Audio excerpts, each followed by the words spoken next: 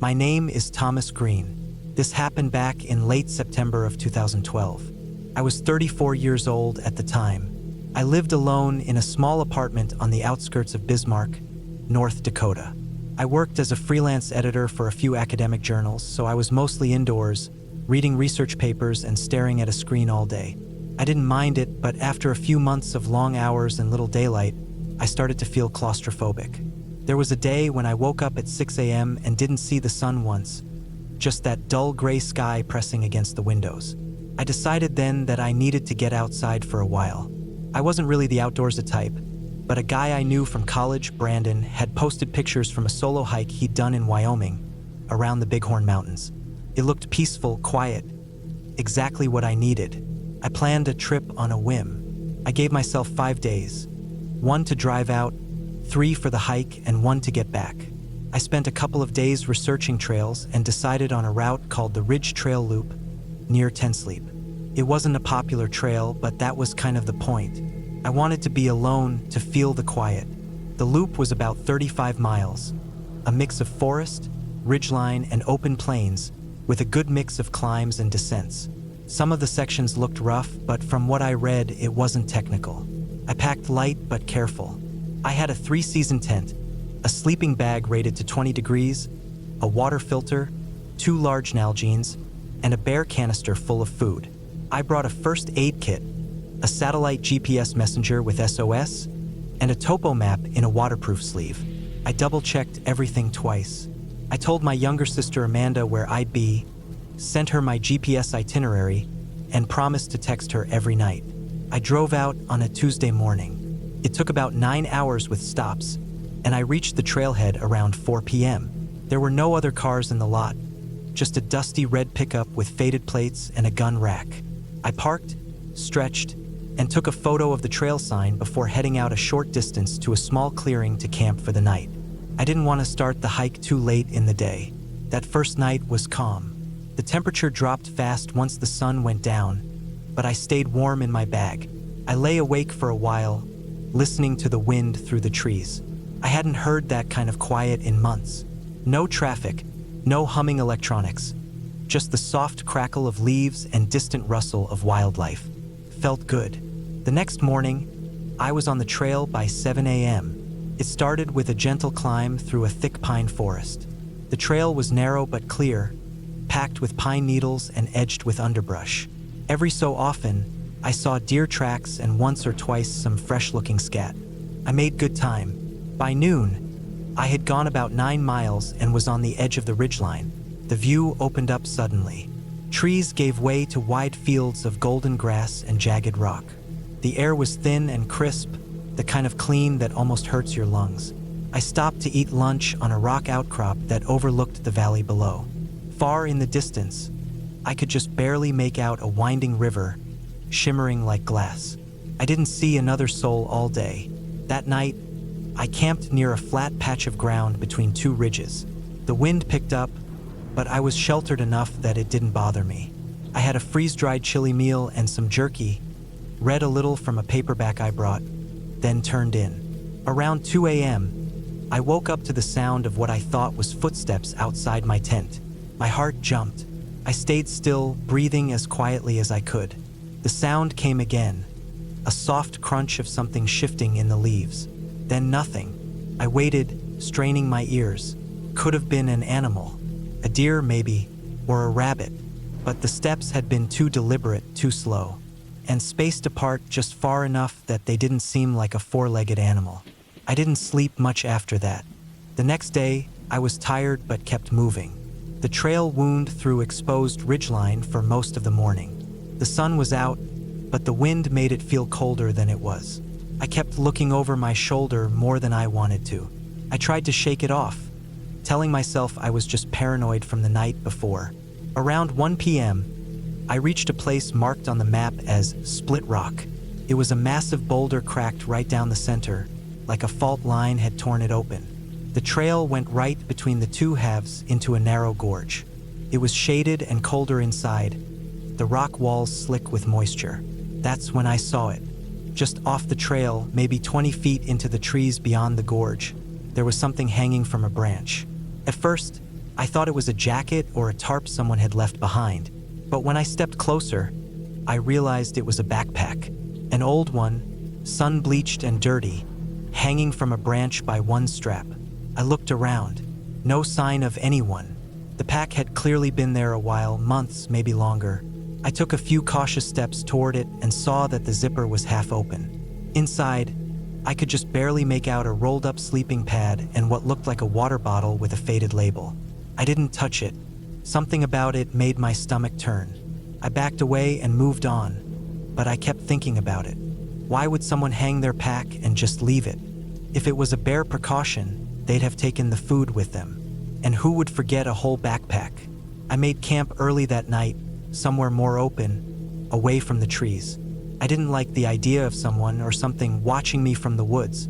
I kept my knife close while I boiled water and tried not to think too much. I texted Amanda like I promised. All good halfway through. Cold but clear. But it wasn't all good. Something felt wrong. That night, the wind died. It was dead silent. No bugs, no birds, nothing. And then I heard it again. Steps. Soft, careful, just outside the tent. I held my breath. It was the same as before. Slow, spaced out, like someone walking slowly around me. I didn't move. I didn't even unzip the bag. I just waited. My fingers wrapped around the handle of my knife. The steps faded after a few minutes. I lay awake until the sky turned light. That morning, I saw something that made my blood run cold. A footprint. Just one, pressed into the dirt a few feet from my tent. Not a boot print, barefoot. Wide, heel to toe with clear toe impressions. It was small, maybe the size of a child's foot. But the skin had been thick, no shoe or sock. There were no others around it. I stood there for a long time trying to make sense of it. Who would be barefoot out here? At this elevation? At night? I packed up fast and got back on the trail. My plan was to finish the loop and be out by the next evening, but I started thinking I might try to push through and get out that night. It would be a long day, maybe 18 miles, but I felt better moving than staying still. I made it another 7 or 8 miles before I noticed I was being followed. It started as a feeling, that prickling on the back of your neck. I kept looking over my shoulder, half expecting to see someone ducking behind a tree, but the trail was empty. I stopped to take a break near a cluster of boulders and waited. 10 minutes went by, nothing. But just as I was about to move again, I heard it, rocks shifting. Not falling, just moving slightly. I stood up fast and scanned the ridge behind me. There was a small rise maybe 40 feet away, just beyond the trail curve. I thought I saw something duck down behind it like a shoulder or a head. I didn't call out. I just started walking again. I didn't run, but I walked fast, trying not to show panic. From that point on, I felt it constantly. Whoever or whatever it was, they weren't trying to catch me. They were just watching, following, staying close enough to make me nervous but far enough to not be seen clearly. It was late afternoon when I realized I'd taken a wrong turn. The trail had forked without any signage. I'd gone left, thinking it was correct, but after almost an hour of steady climbing, I reached a dead end. The path just disappeared into brush. I pulled out the map. There was no fork marked where I had turned. I was off trail. Panic started to creep in. I turned back, trying to retrace my steps, but everything looked the same. The rocks, the trees, even the scattered logs. It all blurred together. I tried using the GPS, but it couldn't get a signal under the trees. By the time I found the trail again, the sun was already low. I was shaking, thirsty, and exhausted. I sat down hard and drank nearly all of my water. I didn't care. I just needed to breathe. Then I saw it again. Far down the trail at the bend, just a flicker of movement. A figure. I couldn't see a face, couldn't tell if it was male or female. It was small, thin, standing still. Then it stepped backward, into the trees, and disappeared. That night, I didn't set up camp. I walked until my legs screamed and my feet went numb. I kept going until I saw the wooden trail sign where I'd started. Sometime close to midnight. My car was still there. No other vehicles in the lot. I drove without stopping. I didn't care about sleep. I didn't care about gas. I made it back to Bismarck by 9 a.m. the next day.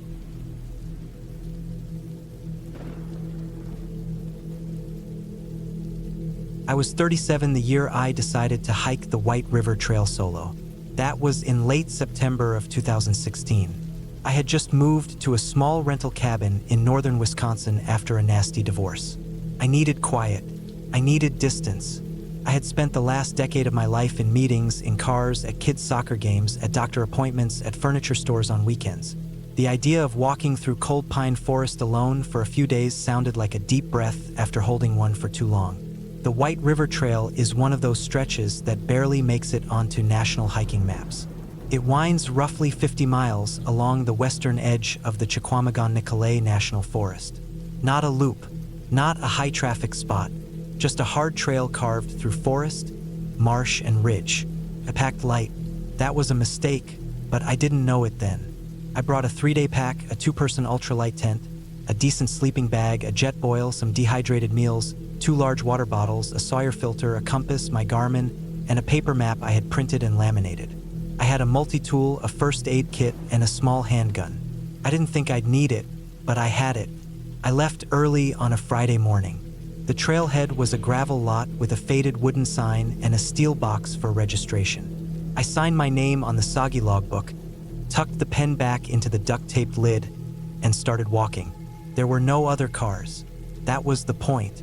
The trail was everything I wanted it to be for the first day.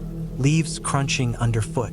A sharp, almost sweet smell from the birch trees peeling along the slopes. No noise but the wind through the trees and the distant creak of tall pines swaying. The sun filtered through a thin cloud cover, soft and gray and cool. I hiked about 16 miles before I made camp. I wasn't pushing it, but I wasn't crawling either. I kept a steady pace, only stopping a few times to refill my bottles from creeks. By 5 p.m., I had found a decent flat patch just off the trail, tucked behind a curve and shielded by undergrowth. I set up my tent, boiled water, and ate a tasteless bag of beef stroganoff while squatting on a rock. Then I lay down in my bag and fell asleep to the sound of wind rolling through trees and small branches dropping occasionally onto the tent's nylon shell. It rained that night, but I stayed dry. In the morning, I shook off the water, packed up, and got back on the trail. I passed one old trail marker early on, then nothing for hours. The woods got thicker the farther I went. Fewer patches of sunlight made it through the canopy. The ground got muddy in places, dry and cracked in others. The trail itself was easy to follow, narrow, but carved deep from years of wear. That afternoon, I slipped on a wet root and twisted my ankle. Not bad. I walked it off. I didn't even stop. I just limped for a mile or so until the pain eased. But it stuck in my head after that. What if it had been worse? What if I'd broken it? I didn't think much of it at the time, just a passing worry. I made camp again near a deadfall, where a big pine had crashed down over a dry creek bed. I liked the way the trunk blocked the wind. I ate, cleaned up, and got in my tent before the cold really settled in. I slept less that night. I kept hearing things in the trees. Not animals, branches snapping far away. Too steady, too slow. I told myself it was just deer or raccoons, but something felt off. I woke up twice in the middle of the night to complete silence. That kind of silence that almost buzzes. No wind, no movement, just nothing. I got moving early the next morning and didn't stop much. I wanted to finish the trail by the end of day 3 and head back to my car via a logging road that cut across the far end of the trail. It was a little-known route, but I had it marked on my map. If I timed it right, I could shave off a few hours by cutting out the last loop and heading west along the gravel road. I started seeing signs of other people that morning. Broken branches that didn't look natural. A deep heel print in the mud off to the side of the trail. A half-eaten granola bar wrapper pressed into the dirt. I didn't like that. It meant someone was ahead of me, or worse, someone had been following me. I stopped and listened for a long time that afternoon. I'd move, then freeze, trying to catch any sound out of place. Once I thought I heard something, a footstep on dry leaves, but it stopped when I stopped. I picked up my pace. The trail got steeper. More rock, less dirt. My legs burned from the climb. I passed a rusted-out trail marker with half the paint peeled off. According to my map, I was only a few miles from the logging road. I could camp there for the night and hike the road back to my car in the morning. Then I saw the backpack. It was off the trail, maybe 20 yards into the trees. A large internal frame pack leaning against a tree trunk. No tent, no person, no gear scattered around. Just the pack upright, zipped. I didn't go to it. I don't know why. I told myself it could be someone out collecting firewood or maybe even someone hurt, but I didn't move toward it. I kept walking. Half a mile later, I heard movement behind me. Not close, just behind. The kind of soft step that you wouldn't notice if you weren't already paranoid. I stopped and it stopped. I waited. Full minute. Nothing. Then I walked faster. The logging road came into view just before dusk. It looked just like I remembered from satellite images. Wide, rutted, and almost overgrown from disuse. I turned onto it and walked for another 15 minutes before finding a small clearing a few yards off the side. I didn't light a fire. I ate cold food. I kept my shoes on. That night was the worst. Around midnight, I woke up to the sound of movement. Very close. Not animal movement. Not the quick patter of paws or the flutter of wings. It was slow. Crunch. Pause. Crunch. Pause. I laid there, not breathing. My hand was already on the gun under my sleeping bag. I didn't want to use it. I didn't want to call out. I didn't want to let whoever or whatever know I was awake. The sound moved closer to the tent. I could hear it just outside the fabric. Then nothing. Minutes passed. 10? 20? I don't know. Then the zipper to the tent moved. Not much. Just enough to rattle. Just enough to make my blood run cold. But it didn't open. Eventually, the sound moved away. Slowly. The same pattern. Crunch. Pause. Crunch. Then silence. I stayed awake the rest of the night, shivering in the cold, straining to hear anything. By morning, I was packed and moving within 10 minutes. I didn't eat. I didn't drink. I just walked. Fast. Eyes scanning the trees constantly. The road twisted and dipped through the forest for miles. My GPS said I had about 8 left to go.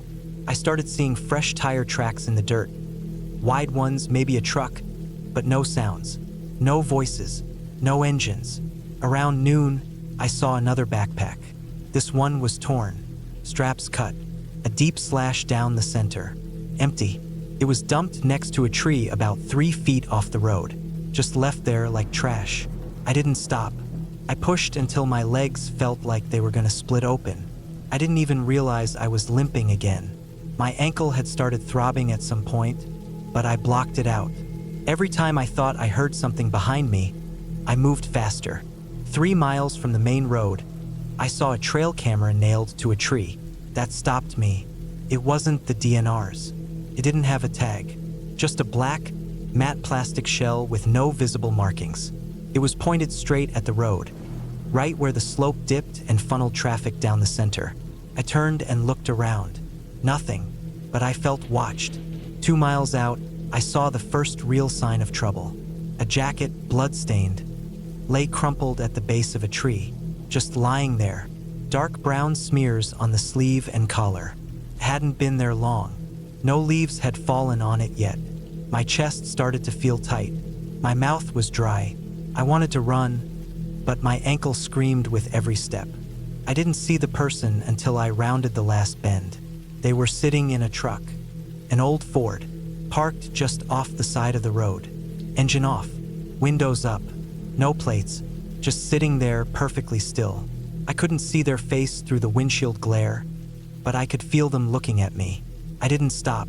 I kept walking, past the truck, past the final turn, up the small slope that led to the paved highway.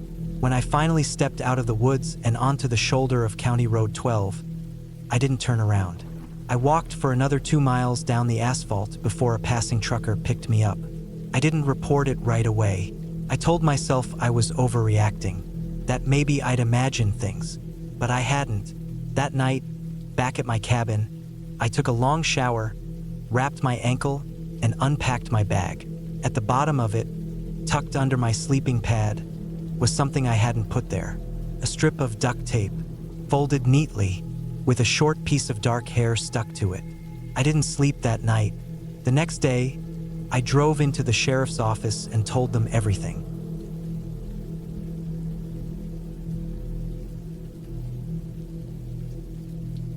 It was late September 2014 when I decided to take a solo trip into the Sawatch Range in Colorado. I had just turned 32, recently gotten out of a long-term relationship, and I needed space. Real space. The kind of space that came with silence, tall trees, and cold nights. I'd taken time off work, told my friends I wouldn't have service, packed my gear, and drove west from my small place in Denver. I chose a trail most people hadn't heard of. It was about 11 miles long, not part of the popular thru-hiking routes. It cut through dense pine forests and climbed steadily into higher, rockier country. There were a few clearings to camp in, and no designated sites or facilities. That's what I wanted. No crowds, no people, no distractions. Just me, the trees, the mountains, and a few quiet nights under the stars. I parked at the trailhead around 3 in the afternoon. It was a rough, gravel pull-off with no cars. There was a metal trail marker, but no map board, no warning signs, nothing official. I laced my boots, adjusted my pack, and locked up the car. The weather was clear, cold in the shade but warm under the sun, and I figured I had about 4 hours of daylight left. My plan was to hike in about 5 miles the first day, find a place to camp, then take my time exploring the next day. The first few miles were uneventful. The trail was narrow and slightly overgrown, but it was easy enough to follow. I moved slowly, not just because of the weight of my pack, but because I wanted to soak it all in. The stillness, the quiet crack of branches in the distance, the sun filtering through tall pines. There was a chill in the air even though it was sunny. Everything smelled like dry leaves and sap. No one else was around, and I started to feel like the forest stretched endlessly in all directions. About 3 miles in, I passed a small stream. The water was cold, clear, and shallow. I filled my water bladder and kept moving. Not long after, the trail began to climb more steeply, winding through a patch of rocks and exposed roots. My legs started to burn a little from the weight of my pack, but I welcomed it. It gave me something to focus on. Around mile 5, I found a small clearing just off the trail. It looked like it had been used as a campsite before. There were a few flat spots, some stones in a loose circle, and even a small log someone had dragged over for a makeshift bench. It was surrounded by tall trees on 3 sides, but open enough to catch the last light of the day. I set up my tent, made a small fire, and cooked a packet of dehydrated pasta. The sky turned orange, then purple, then deep blue. I listened to the distant creak of trees and the occasional rustle of leaves. I didn't think much of it. Small animals, wind, maybe birds. Nothing unusual. I stayed up until the fire burned down to embers, then climbed into my tent. I slept hard, deeper than I had in weeks. When I woke, the sun was just starting to come up, casting a pale light through the tent. The air was cold. My breath fogged in front of me. I climbed out of my sleeping bag and pulled on a jacket before stepping outside. Everything was damp and still. No birdsong, no movement, just the faint drip of dew falling from needles. After a quick breakfast, I packed a smaller day pack with water, snacks, and a map. I planned to hike the rest of the trail without the weight of my full pack, just to see where it went. I left my tent and main gear behind, assuming I'd be back before dark. The trail beyond my camp was rougher. There were stretches where it narrowed into nothing but a faint depression in the earth. Sometimes I lost it entirely and had to backtrack. The trees were thicker up here, darker, less light reaching the forest floor. I kept pushing forward, sometimes using my GPS when the trail disappeared altogether. Around midday, the trail emerged into a strange, wide area that didn't look natural. The trees had been cleared in a perfect rectangle, maybe 50 feet wide and twice as long. The ground was bare, mostly dirt with some tufts of dead grass. There were old, rusty metal poles sticking out of the ground at each corner, like the frame of something long gone. I stopped at the edge and stared at it for a while. It didn't feel right. There was no reason for this space to exist out here. It wasn't a campsite, wasn't a cabin, wasn't a utility plot. The clearing had straight lines. Nature doesn't do that. I stepped into it slowly, looking around. There was nothing obvious, no tools, no trash, no signs of recent use. But something about it felt off, like it had been forgotten or worse, hidden. I didn't stay long. My skin crawled the whole time I was there, like something was watching me. I turned around and started heading back toward camp. The sun was still high, but the air felt colder. I kept glancing behind me as I walked, though I never saw anything. Just shadows, trees, an empty trail. When I reached camp, I felt a strange mix of relief and confusion. My tent was still there. Nothing had been touched, but I couldn't shake the feeling that something had shifted. The woods were too quiet. The wind had died completely. The usual background noise, birds, insects, creaking trees was gone. That night, I skipped the fire. I sat in my tent, eating cold food and listening. There was nothing, just complete stillness. I didn't sleep much. Every time I drifted off, I jerked awake at the slightest sound. Twigs snapping, dry leaves crunching, something that might have been breathing. I told myself it was in my head, but it didn't feel like it. Sometime past midnight, I heard something outside. Slow, steady steps moving through the clearing. Not an animal, not a deer. The pattern was too regular, too heavy. Then it stopped. I held my breath, staring at the roof of my tent. I couldn't see anything, couldn't move. I didn't even grab the knife from my pack. I just lay there, frozen. Minutes passed. Then I heard it again, this time moving away. The steps faded until there was nothing. I didn't sleep the rest of the night. To first light, I packed everything. I didn't eat, didn't even bother brushing my teeth. I just stuffed my gear into my pack and started hiking back toward the trailhead. The air felt thick, heavy. I tried to walk fast, but the trail was rough and I kept stumbling. Every few minutes I'd stop and listen. I thought I heard movement behind me. I turned back more times than I could count, but there was never anything there. About 2 miles in, I came across a tree that had been cut clean across the trail. Fresh, green wood, not like a fallen log from a storm. This had been sawed recently. I had to climb over it, and when I did, I noticed something else. A cigarette butt, half buried in the dirt. It wasn't mine. I hadn't smoked in years. There was no one else out here. No cars at the trailhead. No camps. And yet here it was, a sign that someone or something was nearby. I started jogging then. I didn't care if I twisted an ankle. I needed out. Every bend in the trail felt wrong. Every rustle of leaves made me spin around. The forest had changed. It was still the same path, same trees, same dirt, but it felt different, like the woods were closing in, watching. I reached the trailhead just after noon. My car was untouched, still the only one there. I didn't even take my boots off before getting in. I just drove. Miles passed before I finally stopped shaking. Back in Denver, I tried to look up the area. I found old forestry records, some survey maps from the 70s, and a brief mention of a reclaimed firebreak that matched the strange rectangle I'd seen. But there were no details, no reason it was there, nothing about recent activity. I even contacted the ranger station, pretending I was planning another trip. They told me that trail wasn't maintained anymore. Not recommended, they said. When I asked why, they just said, it's not used much anymore. I didn't tell them what happened. I didn't tell anyone, not for a while. But here's the thing, nothing actually happened to me. Not directly. I didn't see a person. I didn't get attacked. I didn't find a body. No big revelation. No police report. I made it out. Physically fine. Mentally, not so much. What happened out there was real. Not supernatural. Just off. Someone was there, watching me, maybe following me. Maybe they used that clearing for something they didn't want found. I don't know. But I do know this. I'll never go back. Not to that trail. Not alone. Not ever.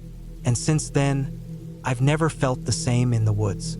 Even on a sunny afternoon, even with people around. There's always this whisper in the back of my mind. Not a voice, just a feeling that out there somewhere someone is watching. and they don't want to be seen.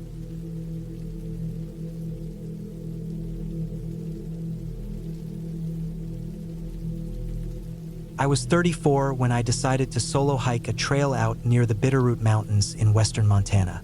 It was the spring of 2016, late April, and the snow had mostly melted down low, though higher elevations still held on to patches of white here and there. I'd been going through a rough patch. Nothing dramatic, just the usual accumulation of life's little weight. Work stress, the slow falling apart of a long-term relationship, and the general heaviness that seems to find you in your 30s. I needed space, needed to push myself physically, get out of my own head. So I packed my gear, left Missoula early one Friday morning, and drove about 2 hours south toward a lesser-used trailhead I'd read about on an old backpacking forum. The plan was simple: hike in about 12 miles the first day, camp near one of the alpine lakes, and spend the next couple days exploring the surrounding ridges and valleys before looping back around to the truck by Monday afternoon. I was well prepared. My pack was dialed in, just under 40 pounds with food and water, a tent, stove, basic first aid, bear spray, GPS, topo maps, and a satellite beacon just in case things really went sideways. I had trained all winter, trail running and hauling gear up the snowy hills behind my apartment. I wasn't stupid, wasn't new to this. I had done plenty of multi-day trips before. This one just happened to be solo, and that was intentional. The first several miles were quiet. I didn't see a single other person at the trailhead, which was fine by me. The path was clear but soft with meltwater, and the air had that crisp, slightly sweet scent of thawing pine needles and wet earth. I stopped often, not because I needed to, but because I could. No one was waiting on me. I didn't need to explain myself or keep pace. I just walked. Sometimes I'd catch myself thinking about work emails or my ex, but the longer I hiked, the quieter those thoughts became. That's always been the draw of the trail for me. Not just the beauty, but the way it strips away the noise of everyday life. It forces your attention into your body and the land around you. By the time I reached the lake, Clearwater Lake, though it wasn't marked on any official map, I was tired but in that satisfying, muscle-heavy way. The water lived up to the name. Deep green blue, so still it looked like glass. Snow patched the shaded edges of the surrounding boulders, and a few mountain goats watched me from a distant ridge, their white coats bright against the rock. I set up camp on a dry rise about 50 yards from the shore. There was no wind, and the air dipped sharply once the sun dropped behind the peaks. I made a simple dinner of rice and tuna, sat by the lake until the stars came out, and crawled into my tent early. That first night was uneventful, and I slept like a rock. The silence out there was total. No engines, no distant barking dogs or neighbors' TVs. Just the occasional wind passing through the branches or the creak of trees shifting in the cold. The next morning, I ate a couple granola bars, packed up some gear for a long day hike, and left my tent staked with some extra weight inside to keep it grounded. My goal was to reach a small saddle between two ridges that I'd spotted on the map. I promised a good view of the valley beyond and maybe another alpine lake or two. I made good time at first, climbing steadily through thinning trees and scattered boulders. I was maybe 6 miles out from my campsite when things started to shift.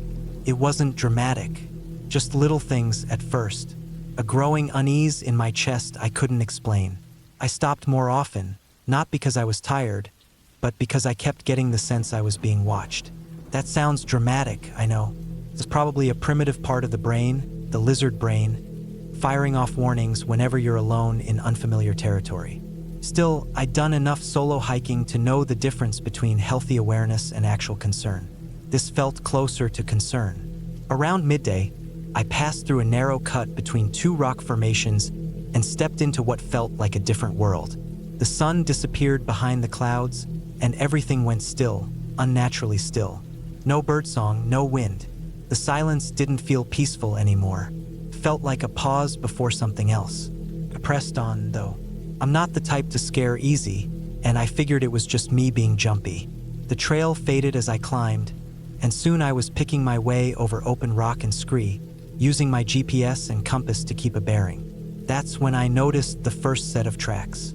Human, it looked like, but not recent.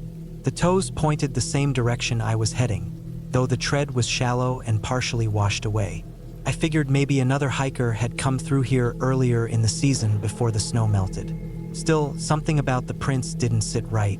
They were spaced oddly, longer stride than most, and they appeared again a little further up, in another patch of soft earth where the snow had melted completely away.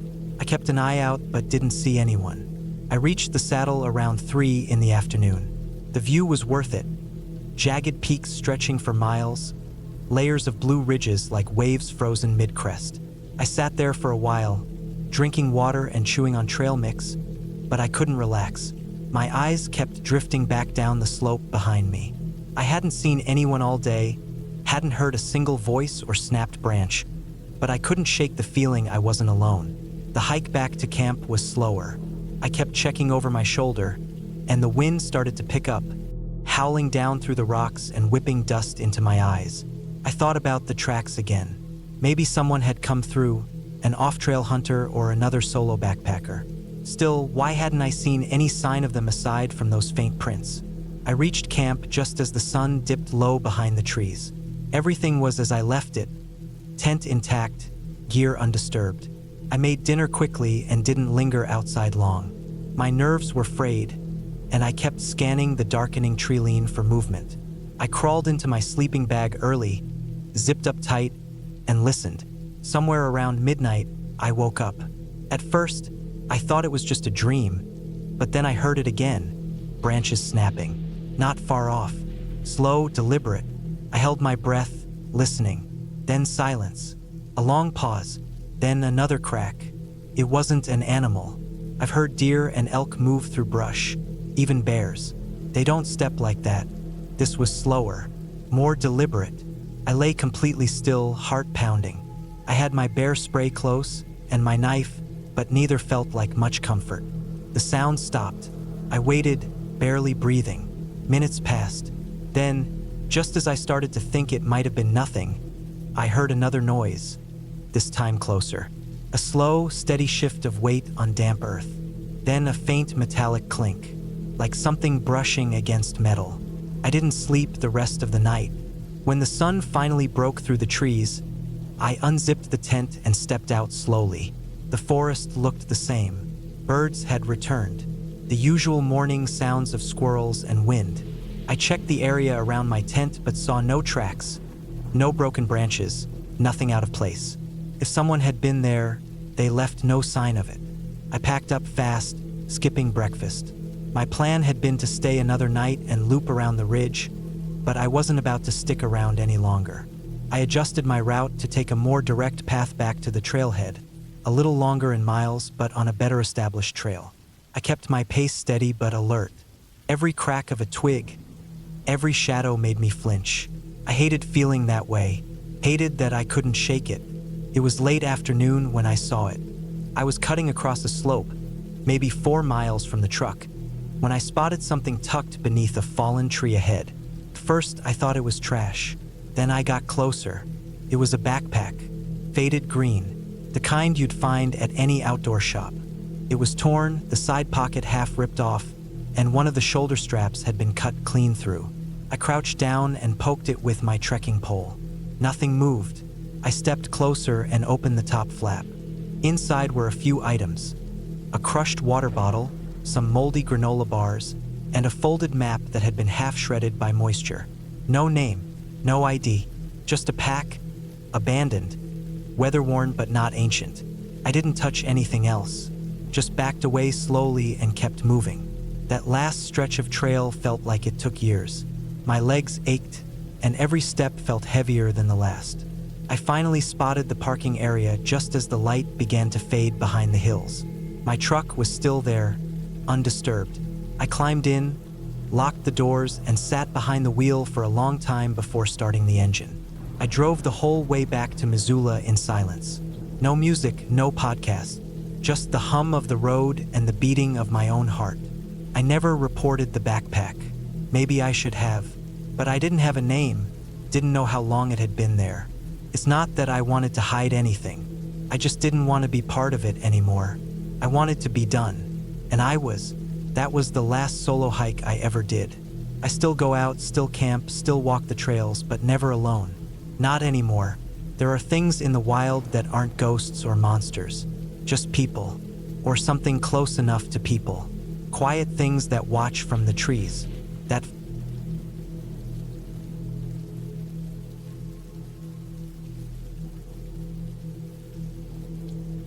I don't usually hike alone, but in late September of 2019, I found myself doing just that. I was 34, living in a small rental house in Boise, Idaho, working from home doing freelance graphic design. My schedule was my own, and after a long couple of months of nonstop projects and deadlines, I needed a break from the screen and the constant dinging of client emails. I figured a short solo hike would help clear my head. Nothing extreme, just a day hike. I wasn't trying to prove anything. I just wanted silence and trees. I chose the Switchback Trail in the Oahe Mountains, about a 2-hour drive southwest of the city. It wasn't a tourist hotspot or Instagram-famous trail. I found it through an old hiking forum that hadn't been updated in years. The thread described it as lightly trafficked, steep in some places, and isolated but scenic. That sounded perfect. The morning I left was chilly and overcast, mid-40s, a typical early fall day in southern Idaho. I left around 7:30 a.m., stopped for gas and a breakfast sandwich, and made it to the trailhead just before 10. The road getting there was rough, a narrow dirt path that wound through open country and ended in a gravel lot with a faded wooden sign that simply read, "Switchback." There were no other cars, no ranger station, just an old bulletin board with half a dozen faded notices tacked to it. Fire risk, bear warnings, a missing hiker flyer that looked like it had been there for years.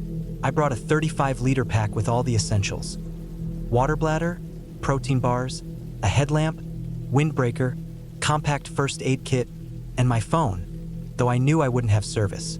I also had a Garmin InReach Mini clipped to my pack's shoulder strap. I always kept it charged and registered. I wasn't reckless. I knew the rules. Leave your plan with someone. Be back before sundown. Stay on the trail. The trail started gently enough, cutting through sagebrush and low scrub. A couple of miles in, the landscape changed. The hills got steeper. The trail narrowed, hugging the side of the mountain, winding in tight, dusty switchbacks. Hence the name, I guess. The trees grew taller, mostly pines and twisted junipers, and the ground was littered with pine needles and dry branches.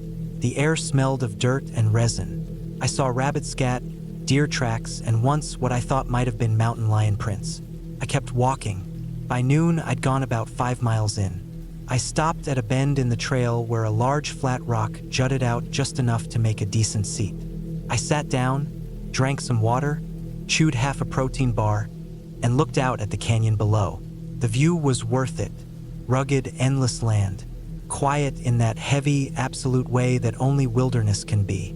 No buzzing of power lines, no planes, no wind. Just stillness. That's when I heard it. It was subtle at first. A faint crunching sound, like footsteps on dry brush. I turned, expecting to see a deer or maybe a fellow hiker coming up behind me. But there was nothing, just the empty trail winding back the way I came. I stared for a minute, shrugged, and kept eating. The noise came again, this time louder, more deliberate. Crunch, crunch, pause, crunch. I stood up and scanned the trees above the trail. Nothing. I wasn't scared yet. Animals move around. Wind pushes branches. Sounds bounce in weird ways. I've been hiking long enough to know that. Still, something felt off. The noise didn't match any animal I could think of.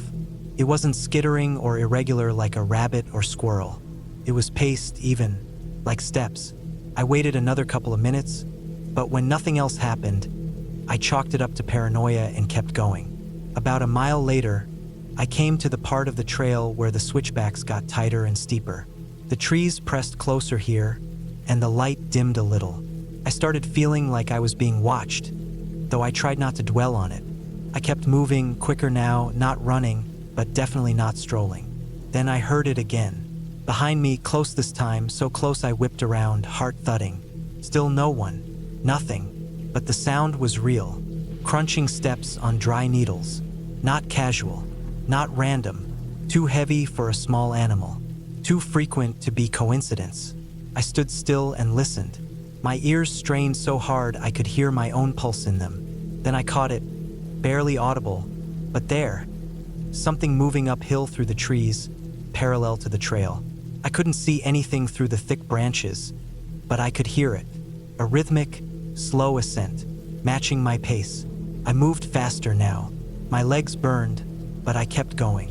I wanted to get to the summit. I figured maybe it would open up, give me a clear view. Maybe I could spot whoever or whatever was there. I finally reached the crest of the ridge around 2:30. There wasn't much of a summit to speak of, just a narrow stretch of exposed rock and scrub with a steep drop on one side and dense woods on the other. The trail continued beyond it, but I wasn't planning to go farther. I just wanted to catch my breath. I stood there, chest heaving, drenched in sweat despite the cool air. I scanned the slope below. Nothing moved. That's when I noticed the footprints. Near the edge of the ridge, off the main trail, the ground was soft and slightly muddy from some recent rain. And there they were, boot prints. Not mine. Bigger, deeper. They came from the woods and stopped about 15 feet from where I was standing. I felt cold all over. My mouth went dry. The prints didn't lead away. They just stopped, like whoever made them had stood there, watching. I backed away and pulled out my Garmin. I considered hitting the SOS, but I didn't want to overreact. I hadn't seen anyone. I hadn't been threatened. Not yet.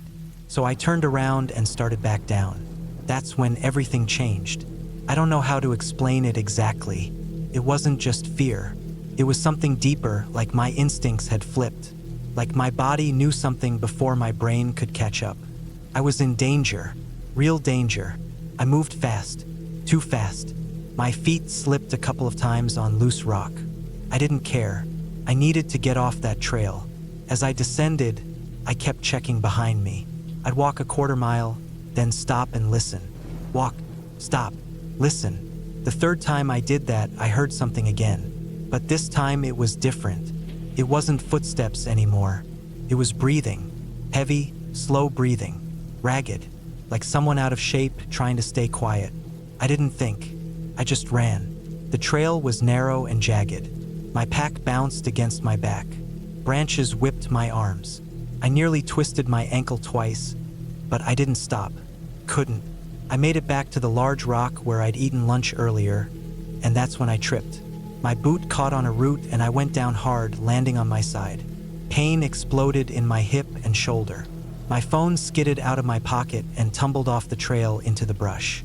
I scrambled after it, crawling through dirt and leaves, blood running down my arm. I grabbed the phone, turned back toward the trail, and froze. There was a man standing on the switchback above me. He was about 40 feet away. Not close, but close enough. He wasn't wearing a pack. No gear, no water, just jeans, a dark jacket, and old boots. His hair was long and greasy. He was pale, gaunt, and he was staring directly at me. He didn't move, didn't say anything. I slowly backed up the slope, slipping once, my hands shaking. I didn't take my eyes off him. He stayed still, watching. When I got back to the trail, I ran again. I don't know how far, maybe another mile. The trail blurred. My lungs burned. My legs screamed. Eventually, I stopped. I had to. I dropped to my knees and listened. Silence. I waited. 1 minute. 2. 5. Nothing. I didn't see him again. I got back to the trailhead around 5 o'clock. My car was still the only one in the lot. I dove in, locked the doors, and sat there for a while, trembling. I drove straight to the sheriff's office in Murphy, told them everything, showed them the cuts, the bruises, the prints on my phone. They took it seriously. A deputy drove back out to the trail with me the next morning. We didn't find him, but the boot prints were still there, fresh, deep. They said I probably interrupted something. Maybe a squatter, maybe worse. Could have been someone living out there off the grid. Could have been someone running from something, or looking for something. Someone. They told me I was lucky, and I knew they were right.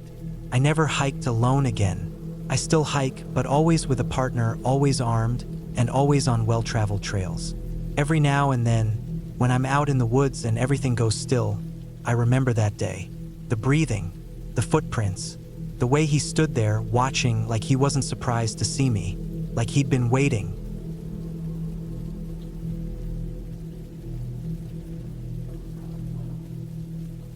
I had always been drawn to the allure of the wild, the call of uncharted paths, and the promise of solitude that only the mountains could offer. At 32, I considered myself an experienced hiker, having traversed numerous trails across the country. The year was 2023, and I had set my sights on the rugged terrains of the Sierra Nevada, specifically a less traveled route near the remote town of Bishop, California. The plan was a solo 3-day trek through the backcountry, a challenge I felt prepared for. The morning sun cast a golden hue over the landscape as I parked my car at the trailhead. The air was crisp, filled with the scent of pine and earth.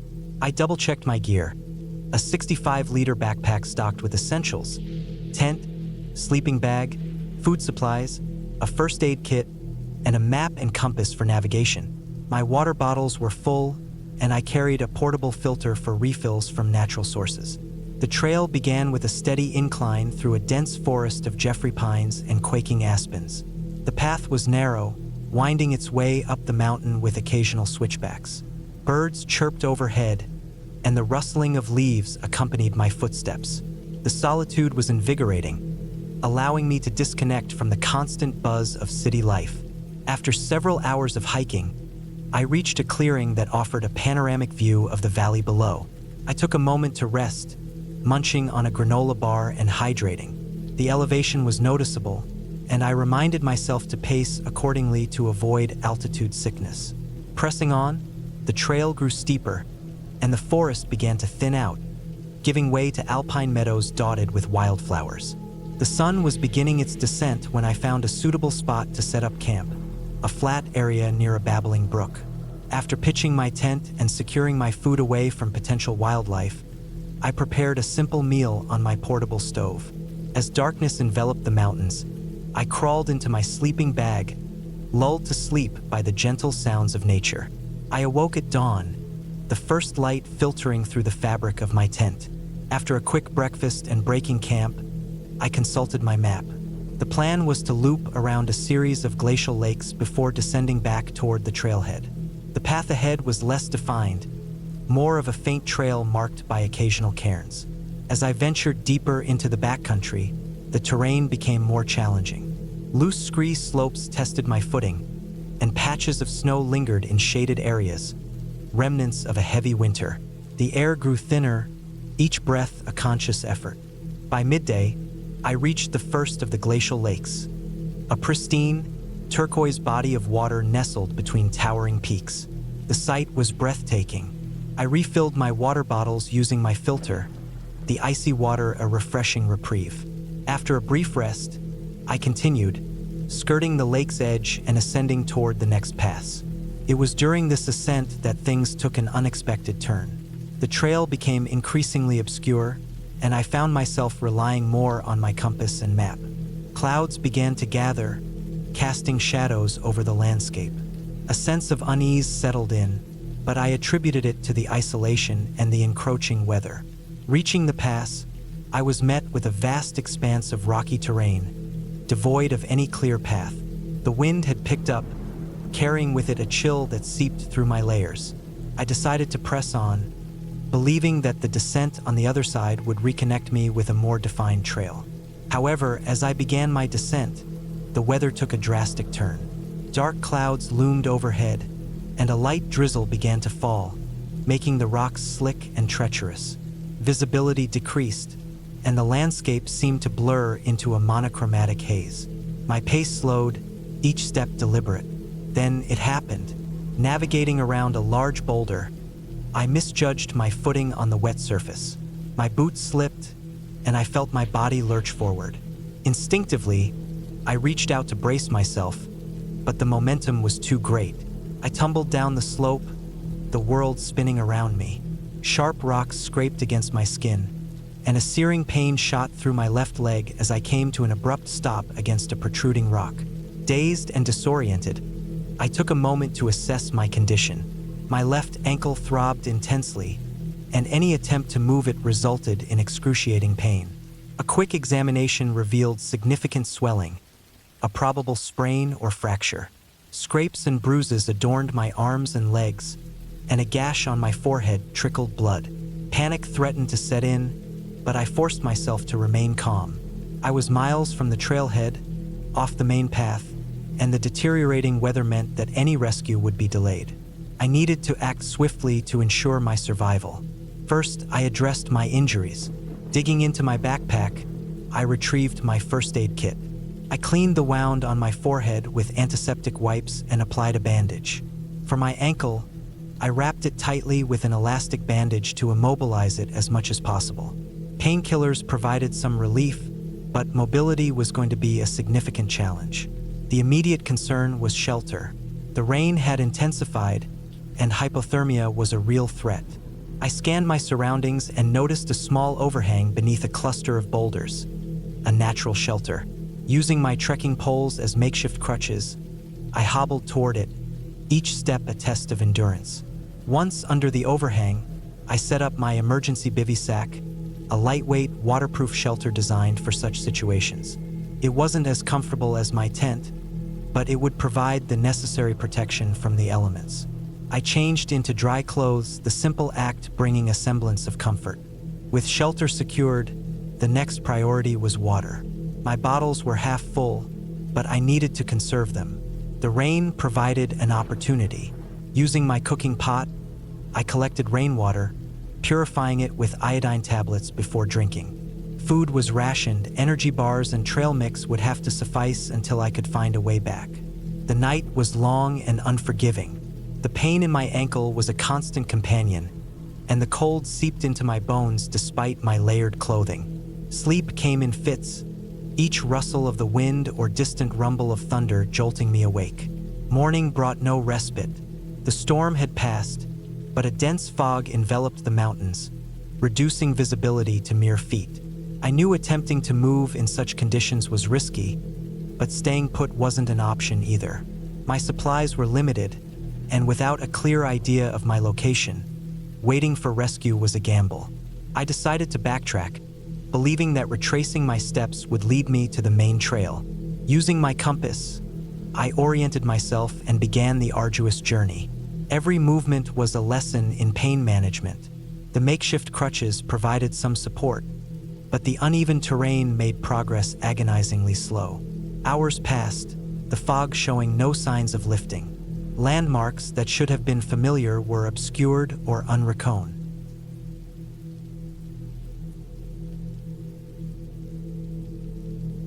The sun was just starting to dip below the horizon as I stood at the trailhead, staring up at the winding path that led into the dense forest.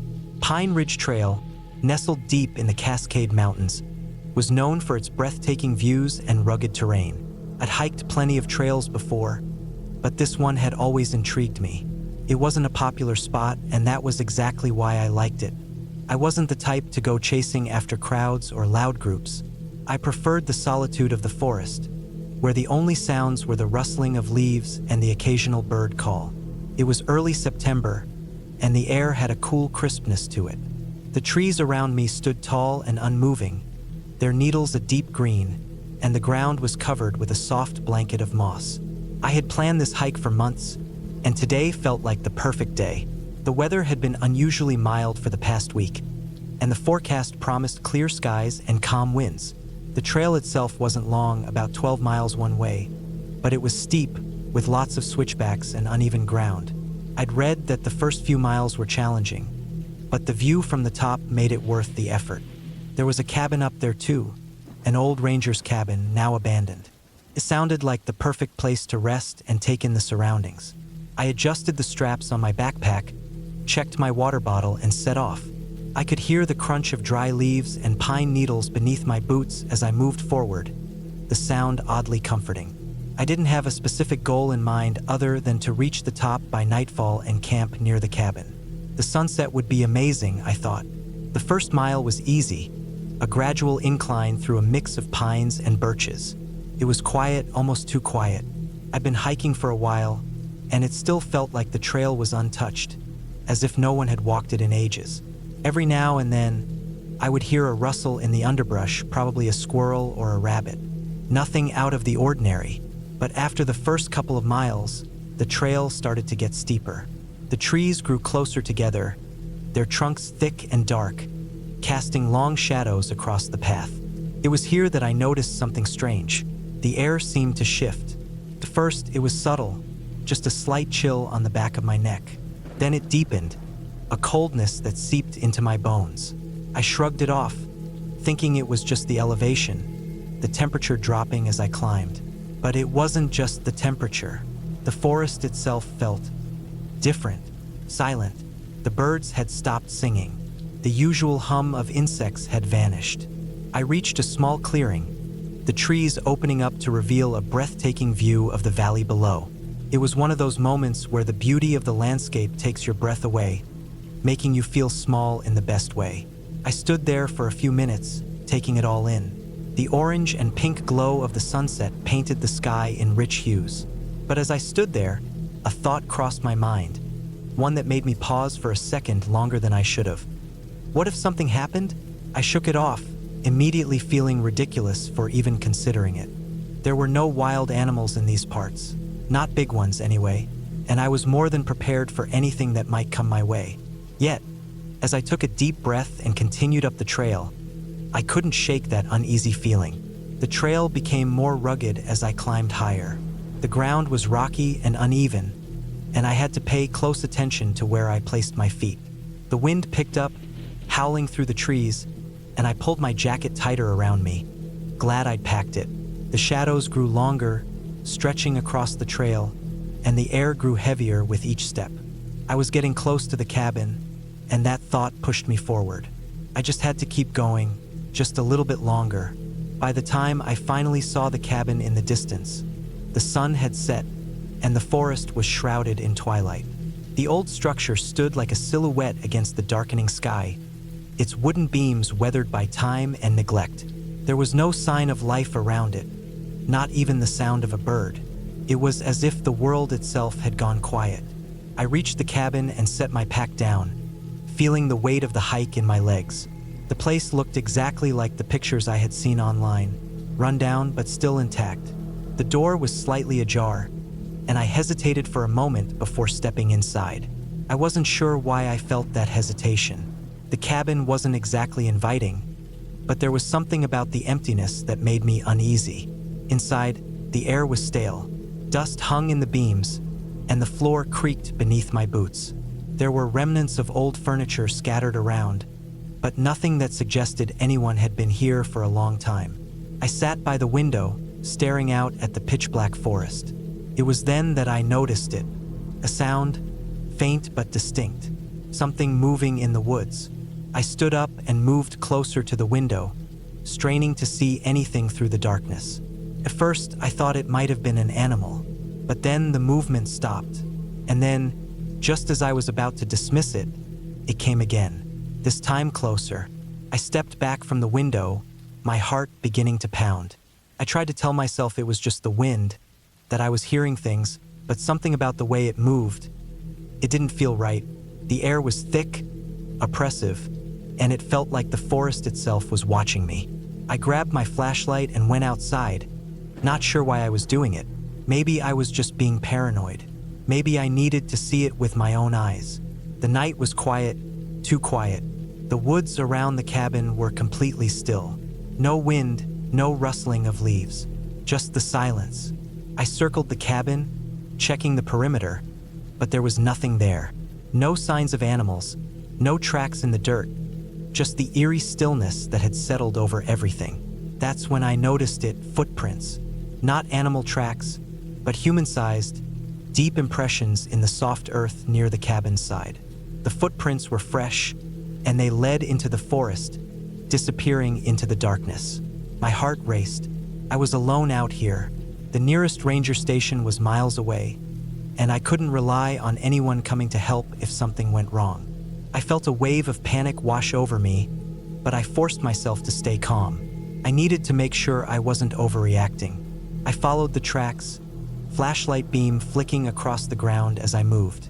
The trail led me deeper into the woods, the shadows seeming to stretch farther as the trees closed in. The footprints stopped abruptly.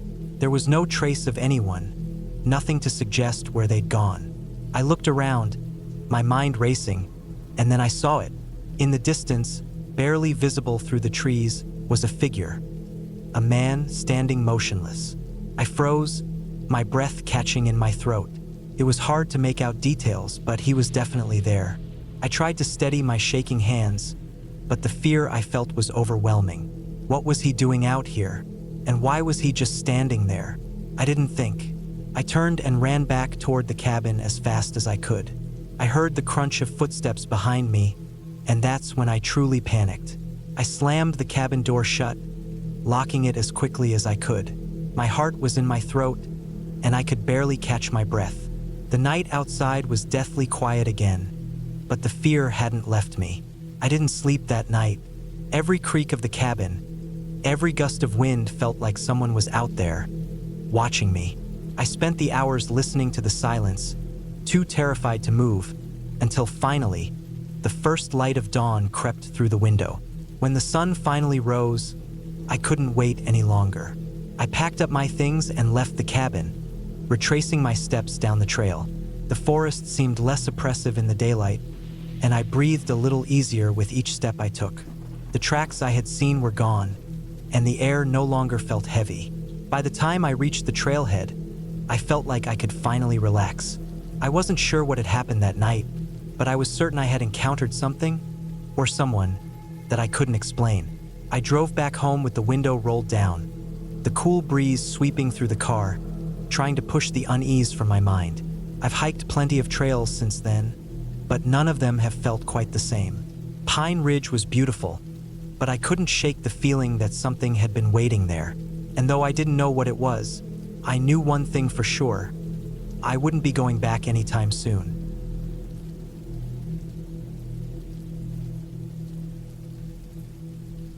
I've always loved the outdoors. Something about the simplicity of nature. No distractions, just the steady rhythm of the wind, the sound of leaves brushing against each other, has always been calming.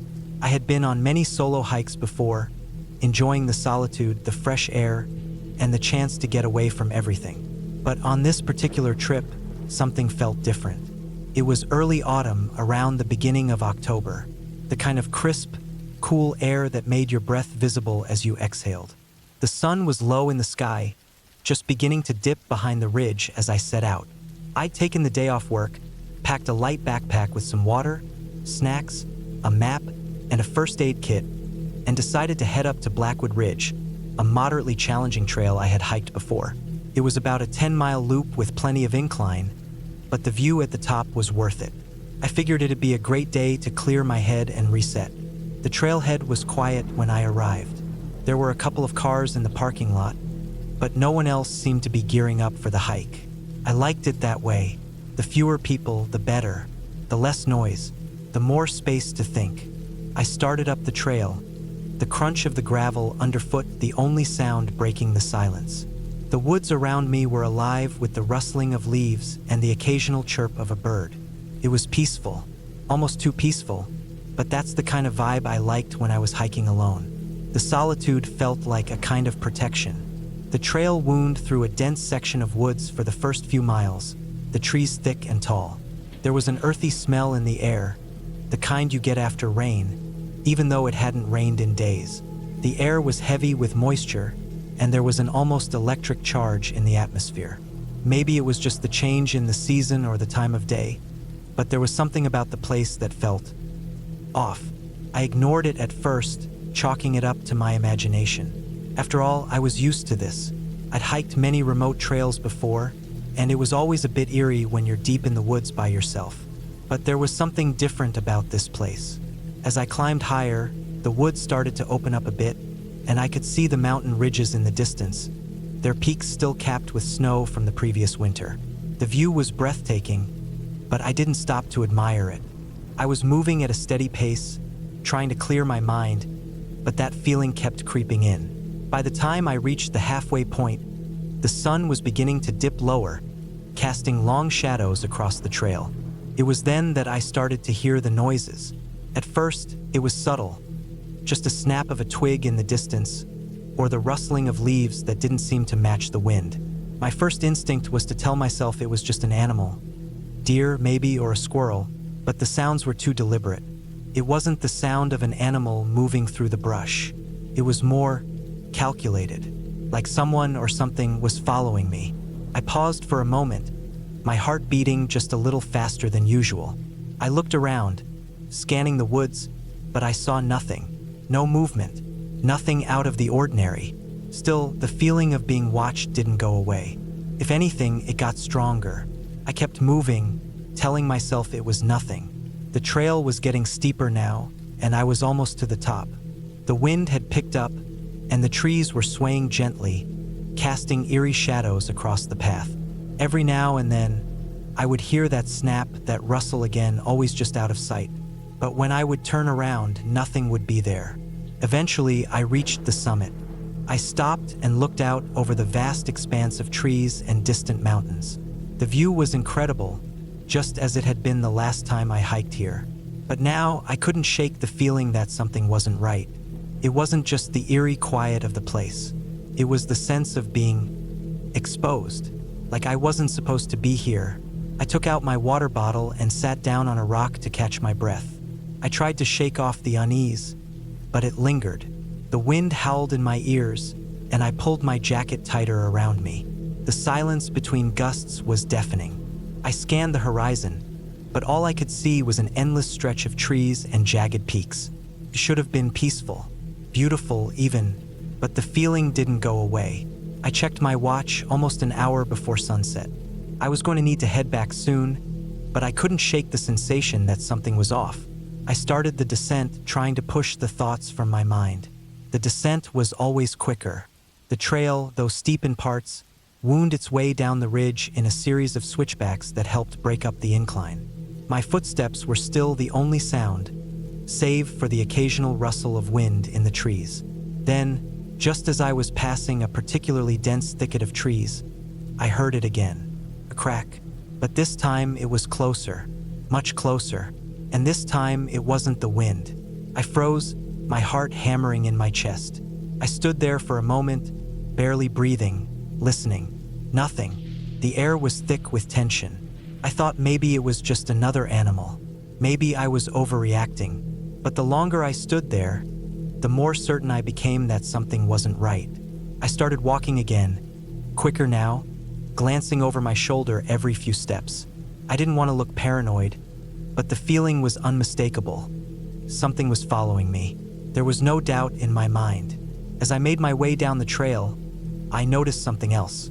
The landscape seemed different, not physically, but the way it felt.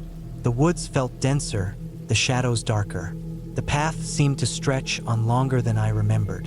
And the sounds, there were no birds anymore, no rustling leaves, no animals, just the sound of my breath, ragged and fast in the quiet. I kept walking faster, trying to push through the fear. But every time I glanced over my shoulder, the feeling of being followed grew stronger. My mind raced. Was it just a hiker behind me? A latecomer to the trail? Or was it something else? A part of me, the logical part, told me to calm down. But the other part, the one that had been whispering to me since I first heard that crack in the trees, kept telling me to move faster. And then, in a split second, the world shifted. The trail before me split into two paths, one heading off to the left, the other to the right. I stopped dead in my tracks, caught off guard. I knew I had never seen a fork in the trail before. I fumbled with my map, my hands trembling slightly. I traced the trail with my finger, looking for any indication that I should take one path over the other. But nothing. The map didn't show any forks. I looked back over my shoulder. The air felt suffocating. I could almost hear something breathing behind me, though there was no one there. I could feel the weight of the woods closing in. I took the left path, thinking maybe it would lead me to a clearing or some other landmark that would help me find my bearings. I had to get out of there. I needed to get back to the trailhead before it got dark. My pulse was racing now. My legs were starting to feel weak, and I could hear the crunch of dry leaves underfoot, though the trail was mostly dirt. The sun was almost gone now, just a faint glow on the horizon. The sky above was turning dark blue, and the air had a chill to it. As I pressed on, I felt a sense of urgency. I had to keep moving, had to keep going, or I wouldn't make it out in time. I glanced over my shoulder again. Nothing. No movement. Just the silent, oppressive darkness of the trees. But the fear didn't go away. It stayed with me, and with each step, it felt heavier. Finally, I came across a small creek, its bubbling water a welcome sound. The sight of it made my stomach relax a little. A landmark. I was close now. I followed the creek for a while, keeping my eyes peeled for the trail. A few more minutes, and I'd be back to familiar ground. And then I saw it. The trailhead. The parking lot. I felt a rush of relief flood through me, a weight lifting off my chest. I hadn't been followed. I wasn't crazy. It was just the isolation, the quiet, the nature playing tricks on me. I reached my car, unlocked it, and threw my pack inside. As I drove away, the tension that had clung to me for hours started to fade. But the image of that fork in the trail, the feeling of being followed, stayed with me. Even now, years later, I can't shake the feeling that someone was out there in those woods. Something that didn't want me there. And I'll never go back to Blackwood Ridge. Not alone. Never again.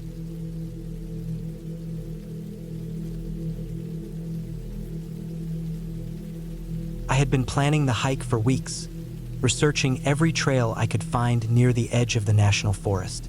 I was 29, an avid hiker, and had spent most of my life outdoors. This particular route, known as Silver Creek Trail, promised breathtaking views of the mountains and a peaceful, remote atmosphere. Exactly what I was looking for. No cell service, no distractions, just nature. But looking back now, I wish I had known that something would be different about this hike. I started early that morning, the sun barely peeking over the horizon. The cool, crisp air hit me as I stood by my car, adjusting my pack. The forest was still, almost too still, but I brushed it off. Maybe it was just early, and the world hadn't fully woken up yet. The trailhead was only a short drive from the nearest town, so I figured I'd be back by midday. The first mile was easy, just a steady climb through thick pine trees. The ground was damp from the previous night's rain, and each step squelched in the soft earth. The trail was narrow in some places, the overgrown shrubs brushing against my legs. It was peaceful, calm, just what I wanted. I wasn't expecting much company. Usually, by the time I made it to the backcountry spots, the crowd had thinned out. But about an hour into my hike, I saw a man ahead of me on the path. I couldn't make out much, just a figure with a big pack, moving at a steady pace. He didn't seem to notice me at first, and I didn't bother to call out or rush. I didn't want to interrupt the quiet of the trail. It wasn't until I was about 50 yards away that I noticed something off. The man had stopped walking. He was standing still, facing the trees, just staring into the woods. It was odd. Most people on the trail would either keep moving or step aside to let you pass. But this guy didn't budge. I slowed my pace, unsure what to do. Should I say something? Should I just walk around him? I decided to keep my distance, not wanting to startle him. But as I passed by, I couldn't help but glance at him. His head was tilted slightly to the side, still staring into the woods like something had captured his attention. His eyes were wide, not in fear, but in confusion, like he was searching for something. Or maybe he had just lost track of time. I was about to continue walking when I noticed something else. His backpack, he had a water bottle strapped to it, but it looked like it had been there for a while. It was covered in dirt, and the strap looked stretched, as if the bag had been dragging on the ground for too long. His boots, too worn out and caked in mud. I wondered if he was okay. But then, he turned his head towards me. His face was pale, and his eyes, those eyes were unsettling, like they were seeing something I couldn't. He said nothing, just stared at me with that odd, hollow gaze. I hesitated for a moment before continuing my hike. I didn't want to get caught up in something weird. The further I walked, the more I tried to shake off the image of the man. Maybe he was just lost or tired. It wasn't unusual for people to get a little spaced out on the trail, especially when they've been out there for a while. The trail started to steepen, winding through a series of switchbacks. I was breathing harder, my legs beginning to burn. I focused on the sound of my boots hitting the dirt and the birds overhead, trying to clear my mind. But after a while, I noticed that something was different. It was so quiet, too quiet. The usual chorus of birds, the rustling of small animals in the underbrush. None of it was there. The only sound was the crunch of my footsteps, the occasional creak of a tree bending in the wind. I glanced around, but everything was still. The trees, the rocks, the air. Everything felt off. As I neared the top of the ridge, the trail opened up into a small clearing. The views were stunning. You could see the valley stretching out beneath you, the mountains rising in jagged peaks in the distance. It should have been the kind of moment where I felt at peace, taking in the beauty of it all. But something else gnawed at me. There, in the middle of the clearing, was a pile of rocks. It was an odd-looking pile, too perfectly stacked, too organized. At first, I thought it might have been a cairn, one of those small piles hikers create to mark the trail. But something about it felt wrong. The stones weren't weathered, and the edges looked too sharp. It was almost like someone had put it there intentionally. I approached the pile slowly, my curiosity getting the better of me. As I got closer, I noticed something strange about the rocks. They weren't just rocks. There were small, shiny pieces mixed in, fragments of glass, polished metal, even what looked like bone. Something about the sight made my stomach tighten. The pile didn't feel like it belonged here. Then, I heard a rustle behind me.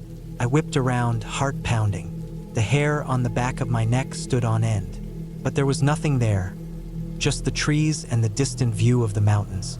I took a deep breath, trying to calm myself, and turned back to the rock pile. But as I did, I noticed something else. The air around me had grown colder, a chill that hadn't been there a moment ago. I didn't know why, but a feeling of dread settled over me. I wasn't alone. The sensation grew stronger with each passing minute. I couldn't shake the feeling that someone was watching me, not from behind, but from within the trees, somewhere out of sight. I scanned the forest, but it all seemed normal, too normal, as if the silence itself was holding its breath. I didn't want to stay any longer. My instincts were screaming at me to leave. I had come all this way for solitude, but now the quiet seemed suffocating. The sense that something was wrong kept growing, and that's when I heard it. A snap, a twig breaking, far off in the woods. But it was loud, too loud for a small animal. I froze, not daring to move. My ears strained, but there was nothing. No other sound, just silence. I started walking back, my pace quickening. I wasn't sure if I was hearing things or if something or someone was really there. But as I retraced my steps, the unsettling feeling didn't fade. The feeling of eyes on me, of being followed, never left, clung to me like a weight. Every rustle of the leaves, every crack of a branch, made my heart race. By the time I made it back to the trailhead, the sun was beginning to dip low on the horizon. I could see the parking lot in the distance, and the sight of my car gave me a sense of relief. But as I walked the final stretch, I couldn't shake the feeling that someone, or something, was just behind me. I didn't turn around. I just kept walking faster, my steps echoing louder as the forest seemed to close in around me. When I finally reached my car, I didn't even look back. I just threw my pack in the trunk and drove away, the headlights cutting through the encroaching darkness. I didn't stop until I reached the nearest town. I never found out who the man on the trail was, or why the rock pile was there. But I know what I felt, and I know I wasn't just imagining it. There's something out there, something beyond the calm and beauty of the forest. It's easy to dismiss the unease as your imagination, but when you're alone in the woods, and you know you're being watched, there's no mistaking it. Now, when I look back on that hike, I realize something. It wasn't just the isolation that made the trail eerie. It wasn't just the silence or the strange rock pile. It was the feeling that I had walked into something ancient, something that had been there long before I arrived, and I'm not sure it was ready for me to leave.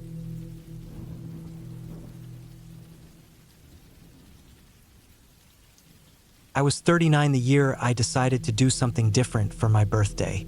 I'd had enough of crowded restaurants, awkward parties, and pretending I was enjoying myself while thinking about the quiet. What I really wanted was to be alone, outside, with nothing but wind in the trees and the crunch of gravel under my boots. I planned a solo hiking trip through a rugged part of northern Idaho near the Canadian border, a place I'd read about in an old forum years ago. It wasn't a national park, just an obscure patch of public land called Dagger Ridge Wilderness. The trails were unmaintained, the signage was poor, and there was barely any cell reception. It sounded perfect. I drove up in early October 2017. I left from Spokane and reached the edge of the wilderness by late morning. The dirt forest road leading to the trailhead was narrow and mostly forgotten. Branches brushed against the side of my SUV, and I had to crawl over a couple of washed-out sections. There were no other cars parked at the trailhead when I arrived, which didn't surprise me. I locked my vehicle, threw on my pack, and took one last look at the GPS before heading out. My plan was simple: hike the ridge over 2 days, make camp somewhere near a small alpine lake I saw on the topo map, then loop around and come back a different way. The first few miles were peaceful. The air was cold but dry, and the sun hung low in the sky, casting long shadows through the pines. I moved slowly, not in any rush. The trail, if you could call it that, was really just a depression through the underbrush, overgrown in places and littered with fallen trees. I had to climb over or bushwhack around more than I expected, but I didn't mind. It was what I came for. By the time the sun began to dip, I was maybe 10 miles in and well above the tree line. I found a level spot just off a ledge overlooking a narrow valley. The lake I was aiming for was still another mile or so away, but I didn't want to risk hiking in the dark. The wind had picked up, so I staked my tent close to a rocky outcrop for some cover, boiled water for my dehydrated meal, and ate while the sky turned pink. I remember thinking how quiet it was. No birdsong, no insects, not even the distant hum of a plane. Just wind and the occasional creak of trees far below. That night, sleep came slow. The cold was sharper than I expected, and I kept waking up to shift or curl tighter in my bag. Around 3 in the morning, I heard something that made me sit straight up. A dull clatter, like rock hitting rock. Not close, but not far either. I stayed still, listening, heart racing. Nothing followed, just the wind again. I told myself it was nothing. Probably a rock slide or a branch breaking loose and tumbling down. Still, I didn't sleep much after that. The next morning was cloudy and colder than before. I packed up and moved on. The lake, when I reached it, was barely more than a pond. Shallow, with muddy banks and no easy access. I filled my water bottles from a snowmelt stream nearby and continued along the trail, climbing back up toward the high ridges. The path narrowed until it was barely a ribbon across the slope. To my left was the rock wall of the mountain.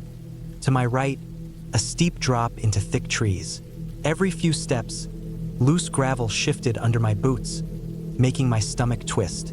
I kept going, focused on each placement of my foot, trying not to think too far ahead. That's when I saw it, boot prints, fresh ones. Someone had passed through here recently, maybe even the same morning. The ground was dry but soft enough to hold the tread pattern. I stopped and stared at them. They were heading in the same direction I was. I felt a strange mix of emotions. Relief that I wasn't completely alone out here, and something else, something tighter, more uncertain, because there had been no other vehicles at the trailhead, and this wasn't the kind of place people stumbled into. I kept moving, now with my eyes scanning more than just the trail. A couple of hours later, I found more signs. A broken branch here, some trash there. Small things but out of place. I began to feel watched, though I never saw anyone. At one point, I stopped to take a break under a low rock overhang and found the remains of an old campfire. Recent, no more than a few days old. A strip of burned foil from a meal pouch stuck out of the ashes. That night, I set up camp early in a patch of dense trees below the ridge. I built no fire and used only my red headlamp to avoid drawing attention. I didn't cook, just ate some jerky and dried fruit, then lay in my bag listening again. There was a tension in my chest that wouldn't ease. I heard what sounded like twigs snapping uphill from me, but it was too soft to be sure. Could have been a deer, could have been anything. The third day, I planned to descend into a valley that would loop me back toward the forest road. The trail was rough, switchbacking down steep, loose soil. I lost it a couple of times and had to backtrack. Around midday, I found something that stopped me cold. A campsite, clearly abandoned, but not old. There was a tent, flattened and half covered in leaves. A small metal pot still sat on a blackened rock ring. But what really bothered me were the clothes, scattered in a way that didn't make sense. A sock 20 feet from a pair of pants. A torn jacket sleeve hanging in a low branch. No blood, no bones, no obvious signs of struggle. Just wrong. I searched the area for any identification. There was a torn map, water-stained and sun-bleached. I recognized some of the landmarks circled on it, including the lake from the day before. No wallet, no phone, no name. I didn't know what to do. I considered turning around, but that would have meant retracing 20 miles of hard terrain. I decided to push forward. I marked the location on my GPS and kept moving, faster now. The valley floor was a maze of downed trees and thick underbrush. The trail disappeared entirely for stretches. By late afternoon, I was exhausted and soaked in sweat. That's when I heard something behind me. Footsteps. Slow, deliberate. I stopped. The sound stopped too. I turned, scanning the trees, but saw nothing. I waited. Nothing moved. I told myself I was paranoid, overtired. I forced myself to keep walking, but the feeling only got worse. The trees were close here, crowding the narrow path, and the light was fading. I made camp early again, this time in a dense thicket with no clearings. I didn't eat. I didn't sleep. Every time I started to drift off, I imagined someone standing just beyond the tent, watching. When dawn came, I felt like I'd been punched in the brain. My head pounded, and my stomach felt hollow. I packed up and moved quickly, checking behind me every few minutes. My nerves were fraying. I was maybe 8 miles from where I'd left the car, but the terrain was getting worse. Then I found the trail blocked. A rock slide had come down, probably over the summer. Huge boulders and loose debris covered the switchbacks I was supposed to descend. There was no way through it. I studied my map and GPS for a new route and found an old fire break that led steeply down the opposite side of the ridge. It wasn't a trail, but it might get me back to the road. I started down it, slipping and skidding on loose shale. The slope was brutal, and my legs shook from the effort of keeping balance. I fell twice, cutting my hand on a sharp rock the second time. Blood ran down my wrist and soaked into my sleeve. I kept going. Hours passed. The sun dipped lower. I still hadn't reached the forest road. I was deep in the woods now, branches clawing at my arms, the underbrush nearly impossible to move through. And then, just as I was beginning to think I'd made a mistake taking this route, I saw it. A structure, not a cabin, a shack, handmade from rotting boards and sheet metal, leaning like it was about to fall. No windows, just a single door slightly ajar. Something told me to walk the other way, but I was thirsty, dizzy, and desperate to get my bearings. Maybe someone had built it as a hunting blind or an emergency shelter. I stepped closer, staying quiet. I pushed the door open slowly. Inside was dark and smelled of mildew and rust. There were bones on the floor, small ones, maybe animal. A broken chair, a pile of empty cans in the corner. No signs of recent use, but something about it felt bad. I backed out slowly and didn't stop moving until I was a quarter-mile downhill. Finally, just before full dark, I hit the forest road. I almost cried. I followed it, limping, my legs barely holding me up. I reached my car just as the last light drained from the sky. When I got in and locked the doors, I sat there for a long time. I didn't drive. I just sat, staring at the woods. I didn't see anyone, no movement, but the feeling never left, like I'd wandered too far into a place I wasn't supposed to be. I drove back to Spokane that night.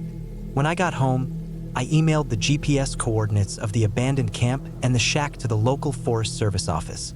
I never got a response. A few weeks later, I searched online for anything about missing hikers in that area. I found nothing recent, just one forum post from years ago, someone warning that the trails.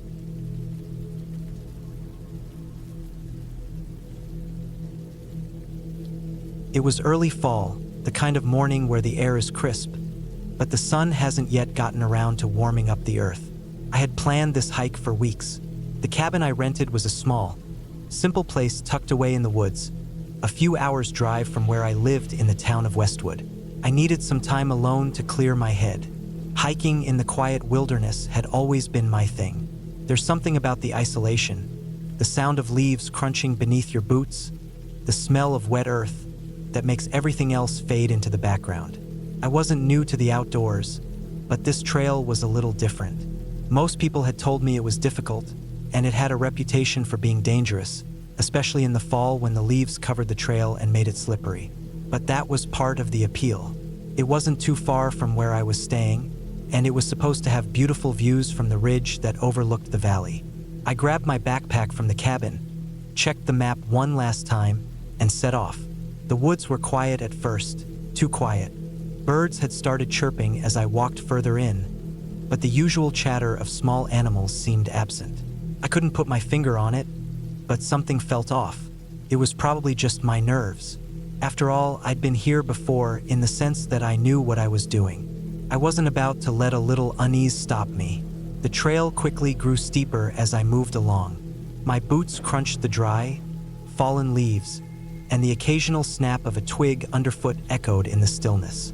The trees were dense, towering above me, their branches intertwined in a thick canopy that blocked most of the sunlight. It felt like the woods were pressing in, but I chalked it up to my imagination. It was early in the hike, and I was just adjusting to being out here alone. After about an hour, I came to a fork in the trail. A signpost indicated that the main trail continued straight ahead, but there was another path that veered off to the right, a lesser-known route that seemed to wind up the ridge. There was no clear sign of whether it was safe or not, but the idea of a shortcut intrigued me. I looked at the map, which showed the path leading to a small overlook about 45 minutes away. If I kept going the main route, it would add another hour or so. I figured I could handle it. I hadn't seen anyone else on the trail so far, and the thought of getting to the top with no one around sounded perfect. A little challenge wouldn't hurt. I veered off the main path and started up the narrower, overgrown trail. The more I walked, the more the landscape changed. The trees grew even thicker, and the underbrush seemed to close in around me. I wasn't sure if it was just the thickness of the woods or if the path was truly disappearing beneath the growing foliage. My legs brushed against wild shrubs, their sharp edges scraping my pants. I had to pay extra attention to avoid tripping, and the going was slow. About 30 minutes into the hike, I noticed the first sign of anything unusual: a broken branch, half torn off and hanging from a tree. The trail had become less distinct at this point, and the broken branch was the only indicator I wasn't completely off track. I hesitated for a moment, wondering if I had made a mistake. The thought of turning around crossed my mind, but then I heard the distant sound of something large moving through the woods. Something big, heavier than a deer. I stopped, listening. Could have been any number of things, I knew that. A bear, maybe, or a wild boar, both of which were known to roam these woods. But the thought of something large moving near me, something unseen, made my skin crawl. Still, I convinced myself to keep going. The sound faded away after a minute or two, and I pushed forward, hoping it was just a passing animal. The further I climbed, the quieter it became. There were no sounds of wildlife anymore, not even the wind rustling through the trees. It felt like the entire forest had gone silent, as if holding its breath. I quickened my pace, partly from unease and partly from the fact that the path had become so steep, I had to keep moving or risk losing my balance. I was starting to regret my decision when I saw it. A clearing ahead, just a small patch of open space that seemed out of place. As I stepped into it, I realized what had caught my eye. A cabin, dilapidated and half buried by the surrounding trees. It was old, probably abandoned for years, but there was something about it that made my heart skip. I wasn't expecting to find anything like this. The map hadn't shown anything like it, and I hadn't read about any cabin up here. I walked closer, drawn to it in a way I didn't fully understand. The structure was falling apart, with sections of the roof missing and the wooden planks of the walls warped and broken. Yet there was still something eerily intact about it, as if someone had just stepped out and forgotten to lock the door behind them. I moved closer, carefully stepping over fallen branches and scattered leaves. The door was ajar, not wide open, but just enough for me to see the dark interior. My mind raced with possibilities. Was this an old hunting cabin, or was it more recent than it looked? I stood there for a moment, unsure what to do. The silence was thick, pressing on me, and I felt a weird mix of curiosity and anxiety. I shouldn't have been there. This place wasn't on the map, and there was something off about it, but I couldn't quite place what. I didn't want to go inside, but at the same time, something kept pulling me toward it. I stepped closer, my foot landing on the wooden porch, and the floor creaked under my weight. The air seemed to grow colder. I turned to look back at the path I'd just come from, but I couldn't see the trail anymore. It was lost in the thick trees. I felt isolated in a way I hadn't before, like the woods were swallowing me whole. That's when I noticed something strange on the ground. Tracks, fresh tracks, maybe just a day or two old. They were wide, heavier than a deer's, and they led directly toward the cabin. But what was odd was that they didn't look like they had been made by an animal at all. They were almost too human. My stomach churned, and a sudden sense of urgency hit me. I needed to leave now. I turned on my heel and started walking back, but I couldn't shake the feeling that I was being watched. Every step I took seemed to echo louder in my ears, and the silence around me felt even more suffocating. Just as I made it back to the fork in the trail, I heard it. A low, guttural sound. A snap of a branch, followed by the unmistakable sound of something large moving through the woods again. This time it was closer, too close. Panic gripped me, but I forced myself to remain calm. I was no longer on the unfamiliar path, and I knew I had to keep moving if I wanted to make it back to the cabin safely. My legs were burning, my breath coming in quick, shallow gasps. The silence around me was broken only by the sound of my own frantic footsteps and the occasional distant rustle from somewhere deeper in the woods. I finally made it back to the main trail, feeling a sense of relief that I could breathe again. I didn't look back, not once. As I descended toward the cabin, my pace slowed, the weight of the woods behind me finally feeling like it was lifting. When I made it back to the cabin, I locked the door behind me. I hadn't seen anything directly, but I knew what I had heard. I wasn't alone on that mountain, and whatever it was, I didn't want to find out more. I hadn't planned on hiking the next day. Part of me felt like I had already gotten what I came for. I sat down by the window, staring out at the darkening sky, the woods now quiet, as if nothing had happened. I would leave first thing in the morning, I decided. Whatever was out there in those woods, it wasn't worth the risk.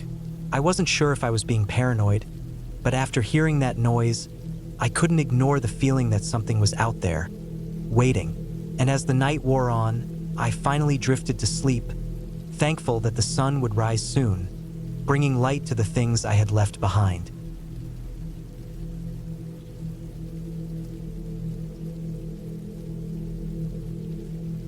I was 32 the year I decided to hike Pine Hollow Ridge by myself. I lived just outside of Franklin, North Carolina, in a quiet town near the edge of the Nantahala National Forest. I'd spent most of my 20s hiking solo, so it wasn't anything new. I always liked the solitude.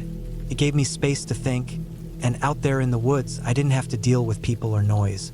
Just trees, dirt, wind, and the steady rhythm of my feet hitting the trail. Pine Hollow Ridge wasn't particularly famous or well-loved, but it was remote, long, and steep. The kind of trail that filtered out casual day hikers pretty quick. That's why I chose it. It was early October of 2013. The weather had just started to turn cool, and the trees were painted with red and gold. I'd taken off 5 days from work and packed in enough supplies for 3 nights, just to be safe. My plan was to start from the western trailhead near an old fire road and make a full loop over the ridge, about 30 miles total. I wasn't in a rush. I just wanted quiet, distance, and maybe a little challenge to remind me I was alive. The morning I left was clear and cold. I parked my truck at the small gravel pull-off where the trail started. No other cars. That's usually a good sign. Meant I'd probably be alone out there. I tightened my boots, slung on my pack, and started walking. The first few miles were uneventful. The trail was narrow but well-defined, winding through patches of hemlock and oak. I passed through a hollow with an old stone chimney, the only thing left of a logging cabin that had probably burned down decades ago. Felt like I'd stepped back in time. That's what I loved about the mountains, how they held on to things long after people were gone. By early afternoon, I'd made it to the first camp spot I'd marked on my map. A flat patch near a small stream that trickled down from the ridge above. I set up my tent, filtered some water, and built a small fire. Ate a simple meal of rice and jerky, then sat there, staring at the flames while the sun dipped behind the trees. It got cold quick after that. I bundled into my sleeping bag and drifted off, listening to the sound of wind and the occasional rustle of leaves. I woke up around 2 a.m. to a noise I couldn't place. It wasn't an animal, not a deer or raccoon or even a bear. It was rhythmic, heavy, like something walking, slow, deliberate steps crunching leaves. I froze in my bag. My heart started pounding. I camped alone dozens of times, but this didn't feel right. I reached for my headlamp and switched it on. The light cut through the tent fabric, but I didn't see anything moving outside. The steps had stopped. I lay there listening hard. 10 minutes passed, maybe 15. Nothing. Finally, I told myself it was probably an animal, or maybe just branches falling. I tried to go back to sleep, but the feeling didn't leave me. Something had been out there, watching, waiting. The next morning, everything looked normal. My gear was untouched, no tracks around my tent. I almost laughed at myself for getting so worked up. Still, I broke camp faster than usual and got back on the trail. The air was colder that day, sky overcast. The trail climbed fast, switchbacking up the side of the ridge. My legs burned, but I welcomed it. It distracted me from that feeling in the pit of my stomach that something wasn't right. Around noon, I reached a narrow ridge that dropped steeply on both sides. Wind whipped across the top, making me pull my hood tight around my face. I stopped to rest, ate a protein bar, and checked my map. I had another 6 miles until the next water source. After that, I'd descend into a deep ravine that followed the creek back down toward the eastern trailhead. I'd camp one more night before making the final push out. As I stood up to keep walking, I saw something about 50 yards ahead, a shape just barely visible through the trees. It was a tarp, blue, strung between 2 trees like a makeshift shelter. I froze. It wasn't on the map, and I hadn't seen any signs of other hikers. No footprints, no wrappers, nothing. I crouched down and watched. No movement, no smoke or sound. I thought about walking past it without looking closer, but something about it gnawed at me. Curiosity, maybe, or just that need to understand who else was out here in the middle of nowhere. So I stepped carefully off the trail and made my way toward the tarp. When I got closer, I saw it was tied with old cordage, frayed at the ends. Underneath it, there was a sleeping bag, partially unzipped. Moldy, damp. Next to it, a pile of cans, beans, soup, tuna, all rusted through, and a small backpack, torn at the straps, with a faded patch on it that said, Campbell High. I didn't touch anything, just stood there staring. It looked abandoned, like someone had been living here a long time ago and left in a hurry. But it didn't make sense. There were no trails nearby, no easy access points, and it looked too recent to be decades old. I backed away slowly, heart thudding. I didn't like it. Something about it felt wrong. Not dangerous, just sad. Lonely, like whatever story had played out here had ended badly. I got back on the trail and hiked faster than usual. My shoulders ached under the weight of my pack, but I didn't stop. I kept thinking about the tarp, the sleeping bag, who had slept there, why they hadn't taken their things, why no one had found it. By sunset, I reached the ravine. The trail dropped sharply and twisted alongside a narrow creek, swollen from recent rains. I found a dry patch of ground near the bank and set up camp. No fire this time. I just ate a cold dinner and crawled into my tent. That night, I didn't sleep much. I kept thinking I heard sounds. Twigs snapping, leaves rustling. Sometimes I told myself it was the creek. Other times, I didn't believe it. Sometime past midnight, I woke up to the unmistakable sound of movement outside my tent. held my breath, listened. This time it was footsteps, no doubt. Slow, careful. Someone was walking just outside the thin nylon wall of my shelter. I sat up and grabbed the knife I kept in my pack. I didn't unzip the tent, didn't call out, just held still and listened. The steps circled me, once, twice, then silence. Not even wind. I waited like that for what felt like hours. My legs went numb from sitting so still. Eventually, the first light of dawn started to creep through the trees. I unzipped the tent and stepped out, knife still in hand. Nothing. No tracks. No sign of anyone. Just the sound of the creek and the morning wind through the leaves. But I knew what I'd heard. I didn't imagine it. I packed up in a rush and didn't eat breakfast. I just wanted to be gone. My last stretch of trail was 8 miles of steep descent. I made it in 5 hours, barely stopping to drink. When I reached the trailhead, I felt like collapsing. My knees hurt, my back was soaked with sweat, and I couldn't stop glancing behind me.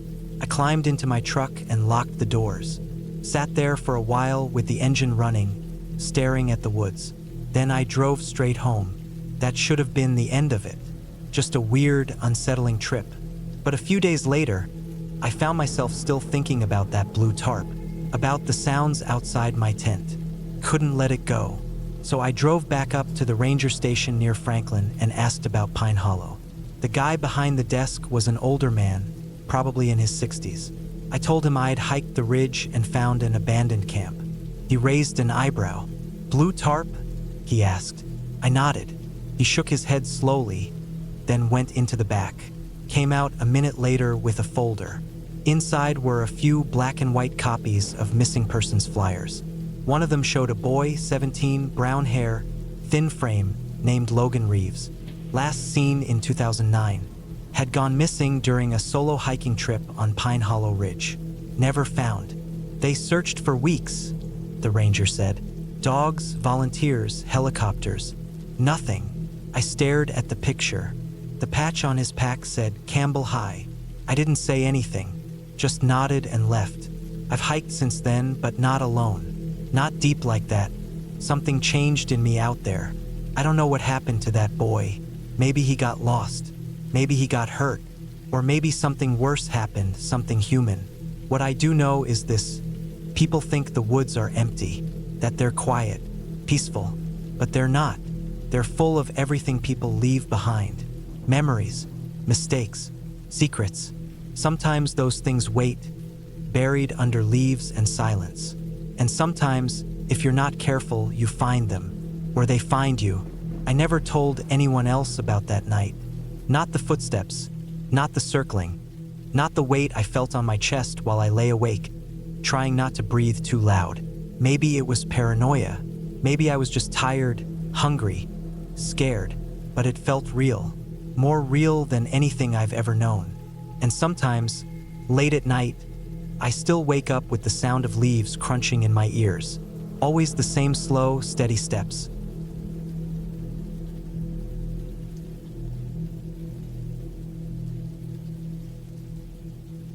I had been hiking for hours, the path beneath my boots worn down by countless others who had come before me.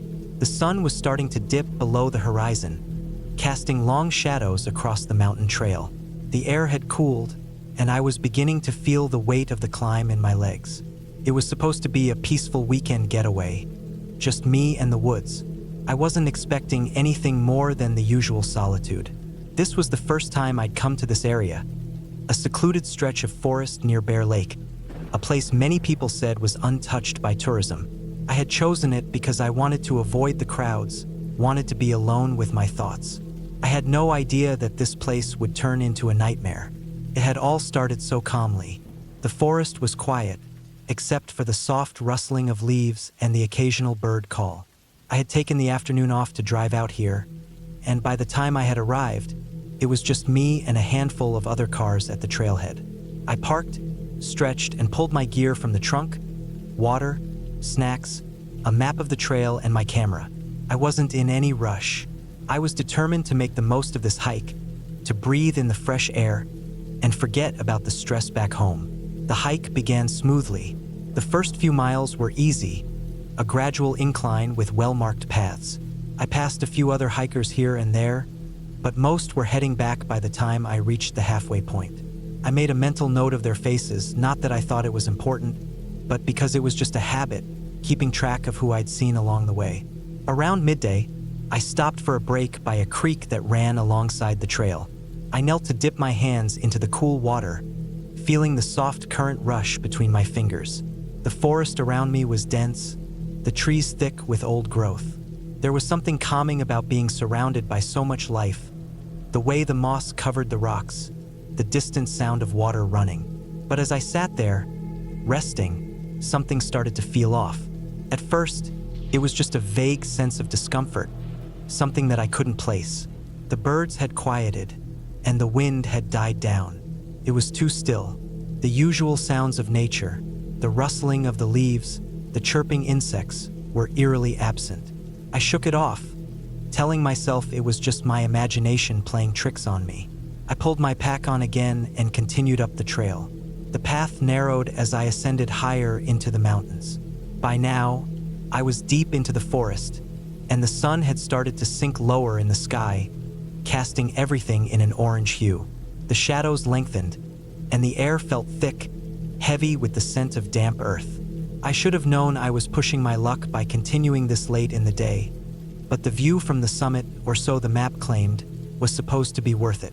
I could see it from here, a ridge just above me, where the trail curved around a rocky outcrop.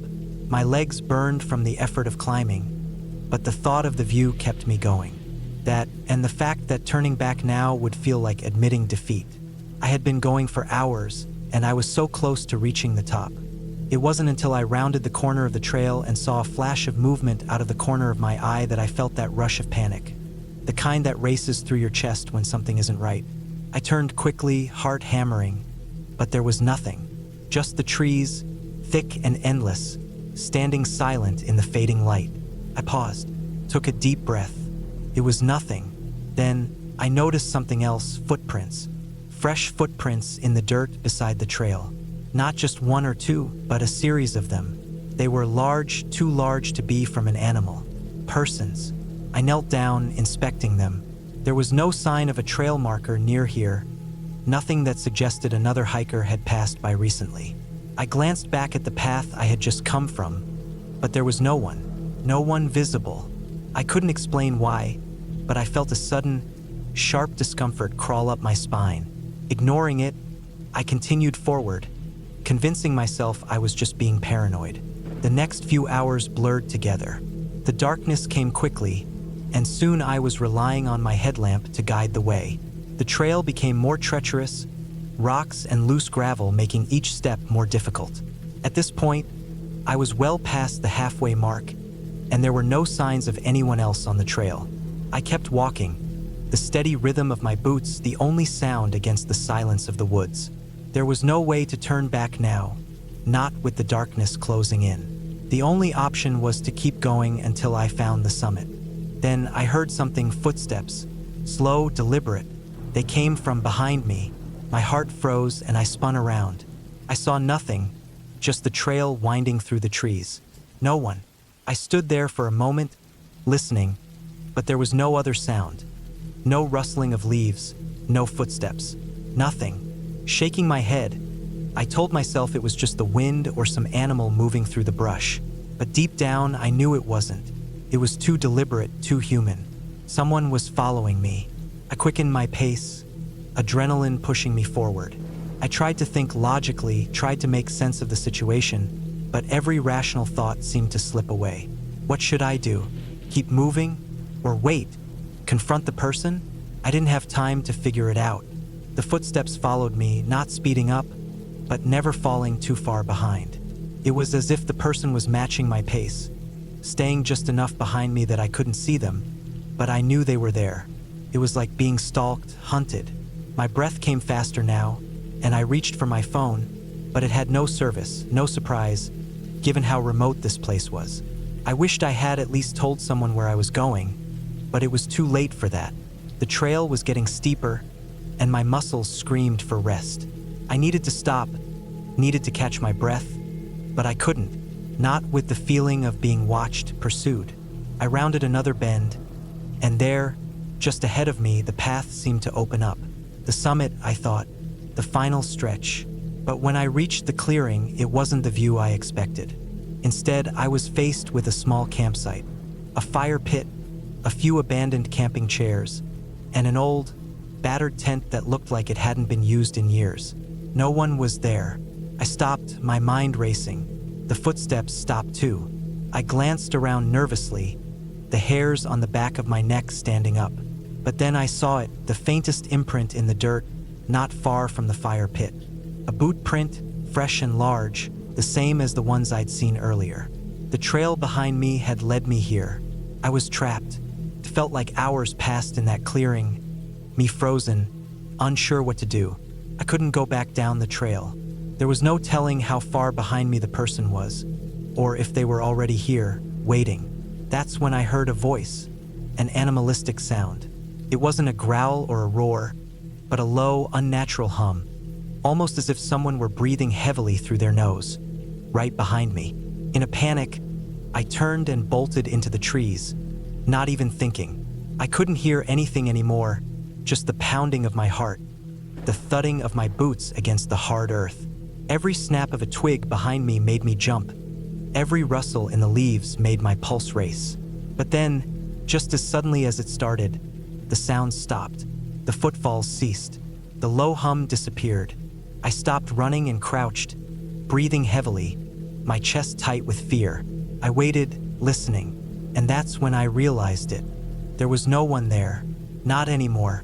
I took a deep breath, trying to steady my shaking hands. The world was silent.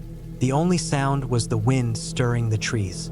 I made my way back to the trailhead without looking back, my mind in a haze of confusion. There was no one on the trail, no sign of another person. When I finally reached my car, I looked back at the forest one last time. There was no one there. I was alone. I never found out who or what had been following me. But when I left the forest that day, I knew one thing for sure. Some places are better left unexplored.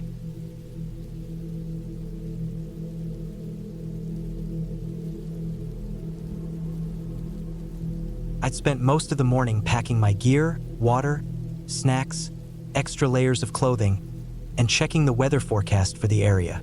The sun was supposed to be out, but I knew the higher up I went, the cooler it could get. Still, I was excited. It had been months since I'd gone for a real hike, and I'd been craving the peace and quiet of the mountains for weeks.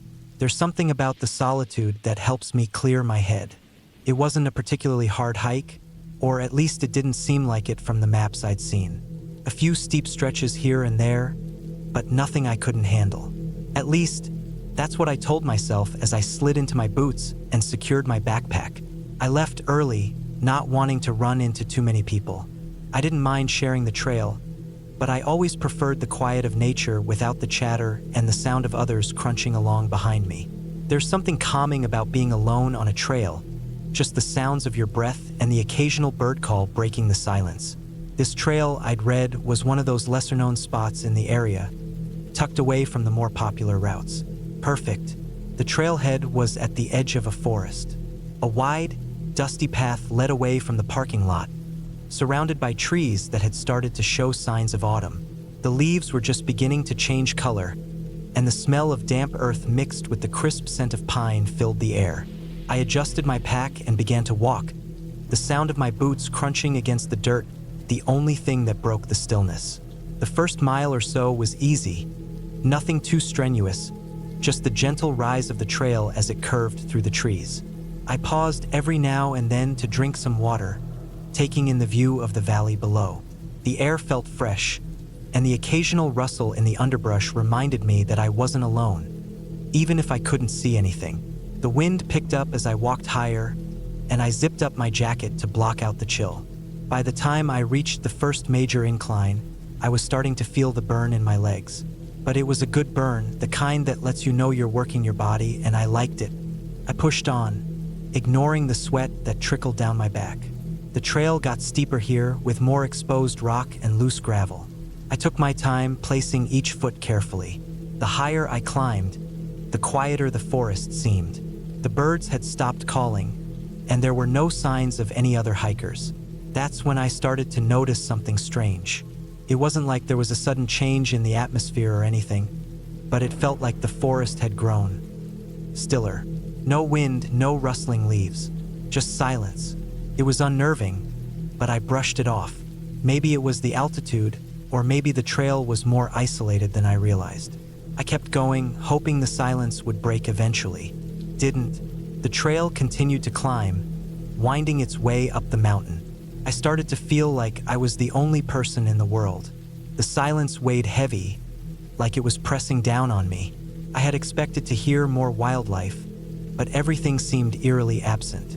No birds, no small mammals rustling in the underbrush, just the crunch of my footsteps and the occasional gust of wind. When I reached a particularly steep section, I stopped to catch my breath. I noticed something odd at the top of the hill. A pile of rocks, carefully stacked in a way that didn't look entirely natural. It stood out against the rugged landscape. At first, I thought it might be a cairn, marking the trail, but something about it felt off. The rocks weren't just stacked.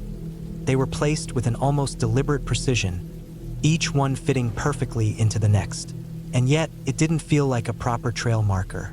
I decided to take a closer look.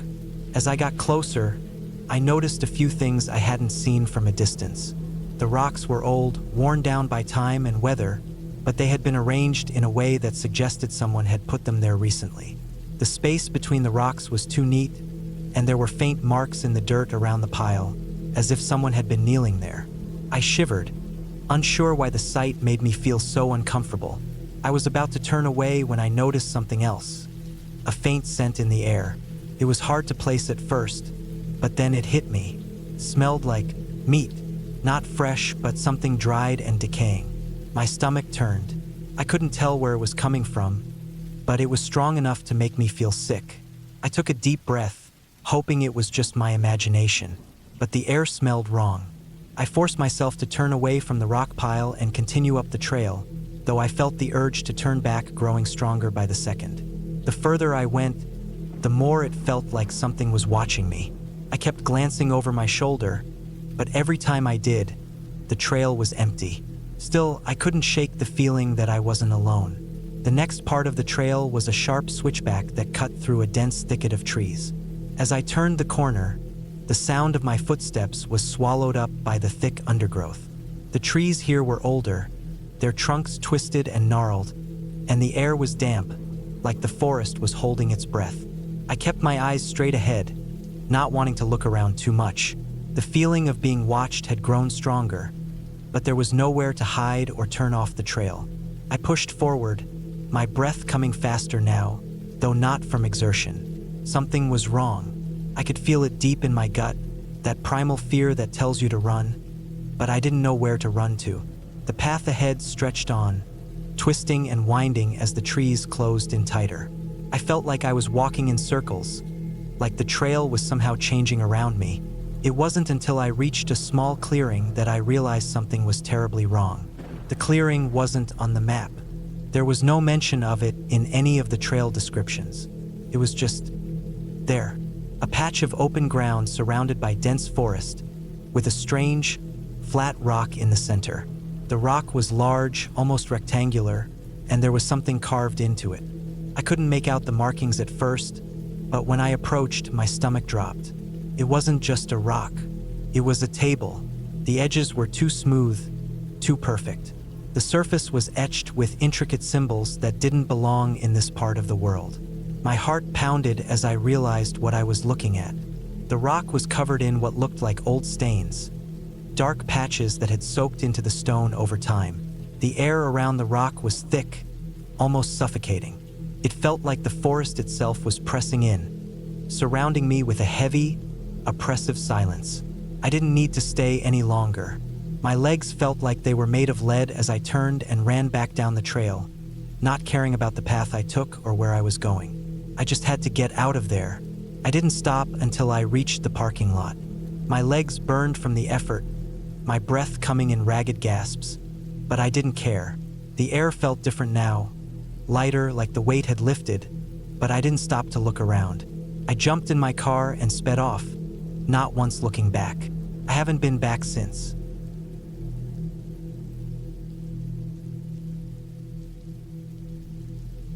I was 34 that summer, living alone in a rented two-bedroom in Missoula, Montana. I'd been working from home as a remote data analyst since late 2020, and by 2023, I had enough flexibility and savings to take some time off. That July, I decided to finally cross something off my list, hiking the full Ridge Trail loop up near the Bitterroot Mountains. I'd done parts of it before, sections here and there, but never the whole loop. It was around 42 miles, give or take, depending on how you navigated the side paths and terrain. I picked a week where the forecast looked steady. Highs in the low 80s, lows in the 50s. No storms, no fire warnings. Good window. I packed carefully: map, satellite phone, 2 days of water, a purifier straw, my ultralight solo tent, sleeping bag, dehydrated food packs, my bear canister, first aid, knife, stove, and a small handgun I'd carried for years but never used. I started out early Monday morning. The trailhead was about an hour and a half out of town, up a winding gravel road that shook the hell out of my truck. I parked in the small pull-off lot, signed in at the trail register, tightened my boots, and started walking. There wasn't anyone else there when I arrived. Felt like the whole mountain was mine. The first day was easy. Dry, dusty switchbacks that climbed slowly through pine and juniper. There was a stream about 6 miles in, and I filled one of my bottles there. I passed a small abandoned fire watchtower around noon and set up camp just past it near a flat rocky clearing. I made dinner while the sky turned soft and orange. The kind of silence you only get in the backcountry settled in around me. I slept well that night. Day 2, I started noticing things. Not big things, just odd details I normally wouldn't think twice about. Around mid-morning, I passed a small clearing where the ground had been torn up. Not like from animals. It looked like someone had dug a shallow pit and then filled it back in. The dirt was packed down, but not settled. Fresh. That part of the forest had no trail markers, and I was already a few miles past the main loop fork, following a side trail that cut north before reconnecting to the primary loop. I assumed maybe someone had buried waste or stashed gear. Later that afternoon, I saw a strip of orange flagging tape tied to a branch. I didn't remember it being marked on the map or mentioned in the trail notes, but people sometimes leave their own markers, so again, I let it go. I camped near a ridgeline that night, overlooking a steep drop into a small forested valley below. The wind was strong up there. I used rocks to pin the corners of my tent. I woke up around 2 a.m. to a sound, a sharp, metallic clink. It was close, maybe 30 feet from where I'd staked my tent. I stayed still and listened. Another clink, followed by a rustling sound. Then nothing. I didn't move. I didn't call out. I just lay there, my hand wrapped around the handle of the handgun inside my pack. I stayed like that for almost an hour, barely blinking. Eventually, the wind picked back up, and the forest went back to the way it usually sounded. I slept in short bursts after that. When I got out of my tent the next morning, there was nothing obvious. No prints, no disturbed earth. But a small, rusty can was sitting about 10 feet from the tent, like an old soup can. The label was mostly gone, just faded red and white stripes. I hadn't seen it there the day before. I stared at it for a long time. Then I packed up and kept going. The third day was harder. The trail narrowed, threading between steep drop-offs and exposed rock faces. The temperature rose higher than forecasted, maybe into the high 80s, and the bugs were worse than I expected. Around midday, I stepped over what looked like an old tarp half buried in leaves just off the trail. A part of it was exposed, weather-bleached, and frayed at the corners. I didn't investigate. I just kept going. My instincts had started to shift. What started as a calm solo hike had become something more guarded, like I was being watched. I know that sounds dramatic, but it's the truth. That evening, I found a sheltered spot near a creek and set up camp. I kept the fire small. I didn't want to draw attention. I ate cold food straight from the package. No cooking. I didn't sleep much, just dozed with my gear packed and boots on. At dawn, I moved fast. I wanted to finish the loop and be out by the next day. According to the map, I had about 15 miles left to go, maybe 18 if I didn't cut through the side trails. The terrain was rough, lots of loose stone and steep inclines. Around mid-morning, I saw something that made my stomach drop. A trail cam. It was strapped to a tree just off the path, pointing downward, almost hidden, wrapped in camo tape. It was modern, a black box with a motion sensor and small antenna. Not a Forest Service camera. I'd seen theirs before. This was personal, homemade, illegal. I stood there for a while, staring at it. I thought about taking it down, but I didn't want whoever set it up to know I'd seen it. I forced myself to keep moving, acting like I hadn't noticed. Maybe 2 miles after that, I heard voices. Not close, but not far either. Just a faint murmur, drifting through the trees. It made my skin crawl. I dropped to a crouch, slid behind a rock outcrop, and listened. The voices came and went, carried by the wind. I couldn't make out what they were saying. I waited there for nearly 20 minutes. Then I cut off trail. I didn't want to follow the path anymore. Whoever was on it might be looking for something or someone. I pushed through the brush downhill, toward the lower slope of the mountain. I moved carefully but quickly, using the terrain to block my silhouette. The brush was thick, and the heat slowed me down. I scraped my leg on a sharp branch and didn't even stop to clean it. By late afternoon, I found a game trail and followed it until it merged with a dry creek bed. I walked in the creek bed for a while. No footprints, no signs left behind. My water was running low, and I'd only eaten half a bar since the morning. I stopped near a rock overhang to rest. That's when I saw the boot print. It was on a flat rock just ahead of me. Fresh, a Vibram sole, clear tread. Same direction I was going. I froze. There shouldn't have been anyone down here. Not this far off trail. I sat still for a long time, then turned and began to climb. I bushwhacked uphill for hours, angling northwest toward the edge of the loop trail. I knew if I could reach the junction with the service road that cuts down toward the old ranger outpost, I'd have a straight shot out. My legs were burning. My shoulders ached. I drank the last of my water at sunset and kept walking in the dark with a small headlamp wrapped in red tape to dim the light. Around 10 p.m., I reached the old ranger shed. It wasn't much, just a 3-walled structure with a tin roof, half collapsed. I'd stopped there once years before. I slid inside, sat with my back against the inner wall, and listened. For hours. Every crack of wood, every rustle in the trees. I didn't hear voices again, but I didn't sleep either. The next morning, I woke up stiff and sore. I hadn't meant to fall asleep, but I must have drifted off. My neck hurt from the angle I'd been sitting. I ate the last of my food, used the last of my water purification tablets on the nearby spring, and started down the service road. About 3 miles down, I saw movement. A man, standing maybe 50 yards ahead of me, in the middle of the path. He wore a brown hoodie and tan work pants. No pack, no gear, just standing there, hands in his pockets. I stopped. We stared at each other for a long time. Then he turned and walked into the trees. Not ran, not ducked, just slowly turned and walked straight into the woods. I didn't follow. I didn't move for maybe 10 minutes. My pulse thudded in my ears. Then I started walking again. Faster now. I didn't stop until I saw the glint of my truck through the trees. When I reached it, everything was exactly how I'd left it. I opened the door, climbed in, locked everything, and just sat there for a long time. I turned the engine over and let it idle while I stared at the trailhead register box. I didn't sign out. I just left. I didn't report what I saw. I didn't tell the Forest Service. I didn't call the sheriff. I wish I had. I know that's what I should have done. But something about it all felt like it wouldn't make a difference. Like it wouldn't be believed. No crime had happened to me directly, but someone was out there, or some people, watching, tracking, hunting, maybe. I think about that trip more than I want to. I still hike, still go out alone sometimes, but never that far, never without backup, and never ever on that loop again. They can keep their ridge.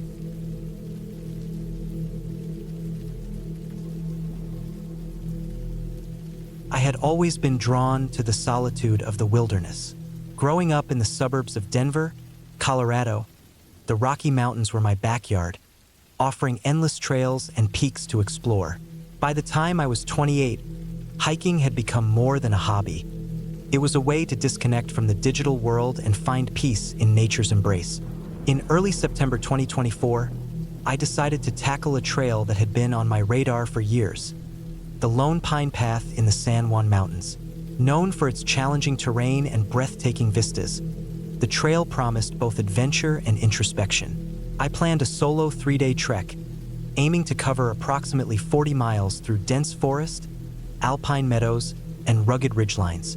Preparation was meticulous. I packed my 65-liter backpack with essentials: a lightweight tent, sleeping bag rated for cold temperatures, a portable stove, dehydrated meals, a first aid kit, and a reliable GPS device. I also carried a detailed topographic map and a compass, tools I had learned to trust over the years. My clothing included moisture-wicking layers, a down jacket, and a waterproof shell, anticipating the unpredictable mountain weather. Before departing, I informed my sister, Emily, of my itinerary, providing her with a map highlighting my planned route and expected checkpoints. We agreed that I would check in with her via satellite messenger each evening. With everything in place, I set out early on a crisp Thursday morning, the sun casting a golden hue over the towering peaks. The first day was invigorating. The trail meandered through aspen groves, their leaves beginning to turn a vibrant yellow, signaling the onset of autumn. The scent of pine filled the air, and the distant sound of a babbling brook provided a soothing soundtrack to my journey. I maintained a steady pace, covering around 15 miles before setting up camp near a serene alpine lake. After a warm meal and a brief check-in with Emily, I settled into my tent, the canopy of stars overhead lulling me into a restful sleep. The second day presented more challenges. The trail ascended sharply, leading me above the tree line into exposed terrain. The sun was relentless, and the thin air made each step laborious. Despite the physical strain, the panoramic views of jagged peaks and deep valleys were rewarding. By late afternoon, clouds began to gather on the horizon, dark and foreboding. Recalling the unpredictable nature of mountain weather, I decided to descend to a lower elevation to set up camp, seeking the shelter of a dense coniferous forest. As dusk approached, the wind picked up, rustling the branches overhead. I found a relatively flat clearing and pitched my tent, ensuring it was secured against potential gusts. After a quick meal of rehydrated beef stew, I checked in with Emily, noting the approaching storm but assuring her I was safe and prepared. The first droplets of rain began to fall as I zipped up my tent, the pitter-patter creating a rhythmic lullaby. The storm intensified rapidly. Lightning illuminated the tent's interior, followed by the deep rumble of thunder that reverberated through the ground. The wind howled, causing the tent walls to bow inward. Despite the cacophony outside, exhaustion claimed me, and I drifted into a fitful sleep. A deafening crack jolted me awake. For a moment, I was disoriented, the darkness inside the tent absolute.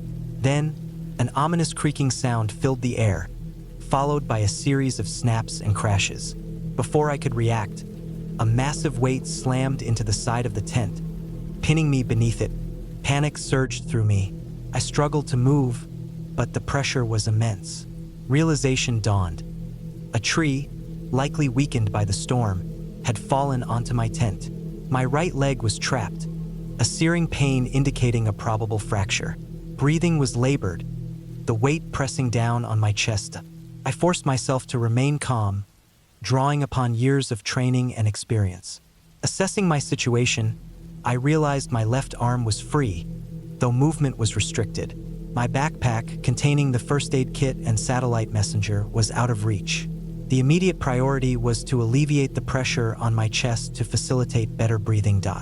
Using my free hand, I felt around the confined space, locating a sturdy tent pole that had miraculously remained intact. Positioning it against the weight above, I pushed with all my might, creating a slight gap that allowed me to draw in deeper breaths. The pain in my leg was excruciating, but I knew that succumbing to panic would only worsen my predicament. Time became a blur.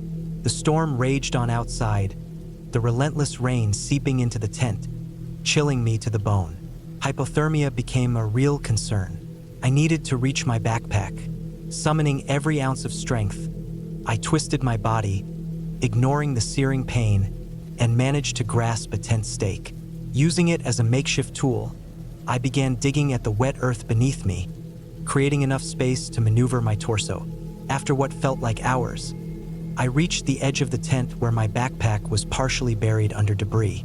With trembling fingers, I retrieved the satellite messenger. Activating the emergency beacon, I sent out a distress signal, praying that the storm wouldn't interfere with the transmission. I also managed to retrieve the first aid kit, administering a painkiller to stave off the mounting agony.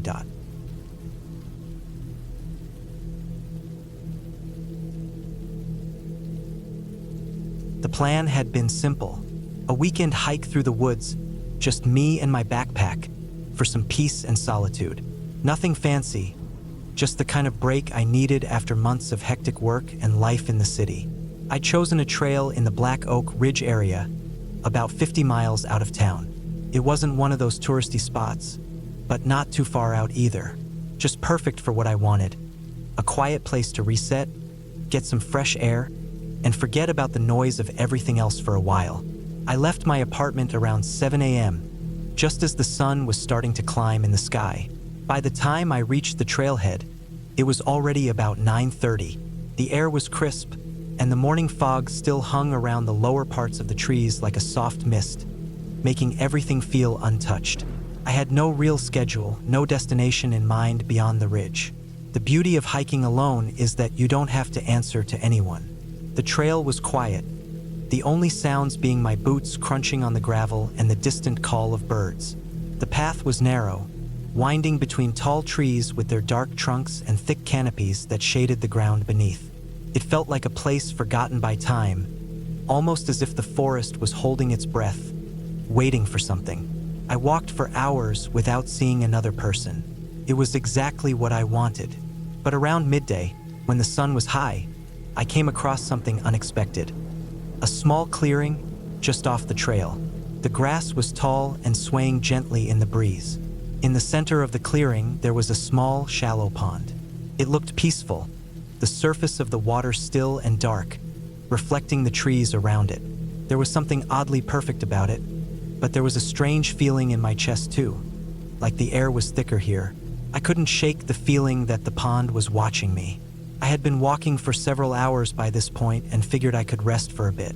The pond would be the perfect place to take a break, so I dropped my pack near a patch of dry grass and sat down. I stretched my legs and took a sip of water from my bottle, keeping an eye on the clearing. That was when I noticed something strange in the water. At first, I thought it was just a trick of the light, a shadow beneath the surface or perhaps a ripple caused by a fish.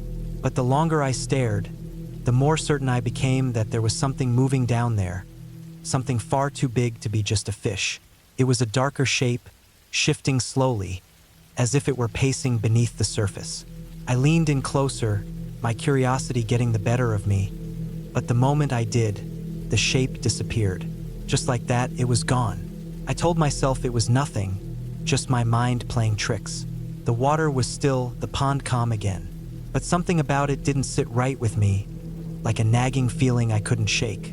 I stood up quickly and decided to keep moving. The ridge was still a few miles away, and I didn't want to waste too much time. I needed to clear my head.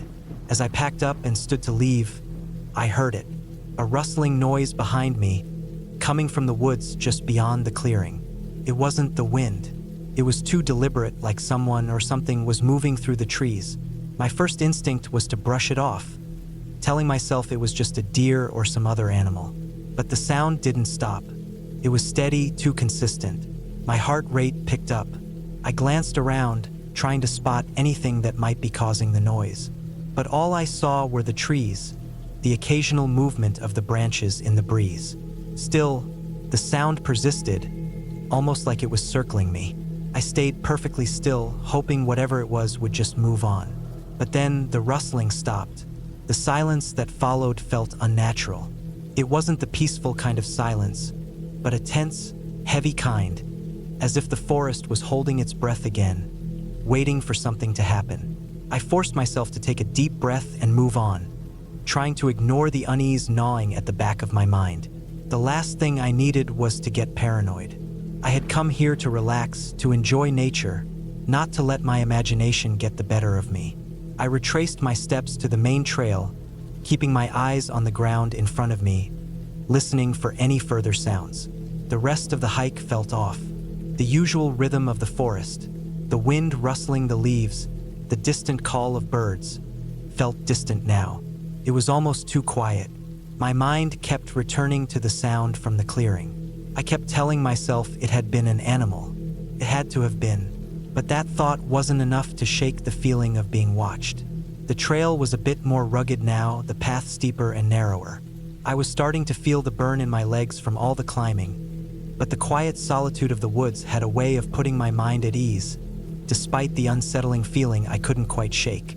The trees seemed to close in around me as I moved further into the woods. They were thick and towering, their trunks twisted and gnarled. The canopy above was so dense it barely allowed any light through, casting the trail into a half shadow. Around 4 p.m., I came across another small clearing, but this one was different. The trees here were spaced out more, and the ground was covered with a thick layer of dead leaves. In the center, there was a large rock, flat and wide, almost like a natural bench. I felt drawn to it, so I walked over and sat down, my legs aching from the climb. It felt like a good place to rest before I made my way back to the trailhead. I leaned back against the rock and closed my eyes, just for a moment. The air had grown warmer now, the sun piercing through the gaps in the trees above. I took a deep breath, inhaling the earthy scent of pine and damp soil. Then I heard something again, a faint sound, like the snap of a twig. I froze, my heart skipping a beat. This time I was sure it wasn't the wind. The noise was too deliberate. My stomach tightened as the hairs on the back of my neck stood up. Someone or something was out there. I stood quickly, my muscles tense. I scanned the clearing, my eyes darting to the trees on all sides. There was no sign of anyone, but the unease in my gut was stronger than before. My instincts screamed at me to leave, but my legs wouldn't move. The silence that followed the sound felt oppressive, like the forest itself was holding its breath again. I took a step toward the edge of the clearing, moving cautiously. Then, a shadow darted across the trees to my left. I didn't see what it was, but it was fast, too fast to be a person. My heart pounded as I instinctively backed away toward the trail, ready to bolt if I had to. But before I could react, the sound came again, closer this time, from directly behind me. I turned to face it, my breath coming in short gasps. My eyes locked onto the shadowy figure standing just a few feet away. It was tall, its form dark against the trees, but it wasn't human. I could see that much. It moved slowly, deliberately, its outline shifting as it stepped out of the shadows. For a moment, I stood frozen, staring at it. Felt like time had stopped. Then, as quickly as it had appeared, it darted into the forest, disappearing between the trees. I stood there for what felt like forever, my mind racing. There was no way I had just seen that. No way. But deep down, I knew what I had seen. Without thinking, I turned and ran. I didn't care about my legs aching or the thorns catching on my clothes. I just needed to get out of there. I sprinted back toward the trail, not stopping until I could see the path open up ahead. I didn't look back. I didn't need to.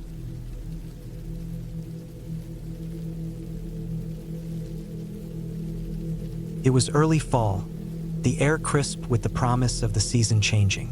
I had been planning this hike for weeks. It had been a while since I'd done something like this.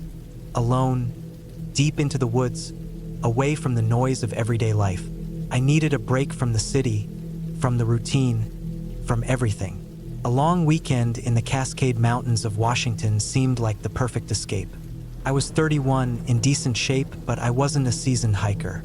I wasn't naive about the outdoors, though. I had the right gear: boots, a sturdy backpack, a tent, sleeping bag, all the basics. I also had a map, a compass, and an emergency whistle.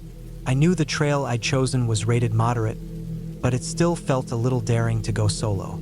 Most people preferred to hike with at least one other person, but I was determined to prove to myself that I could do it alone. The trailhead was tucked away in a secluded part of the forest, the kind of place you'd only find if you really knew where to look. I parked my car at the small lot just off the main road, the only vehicle there.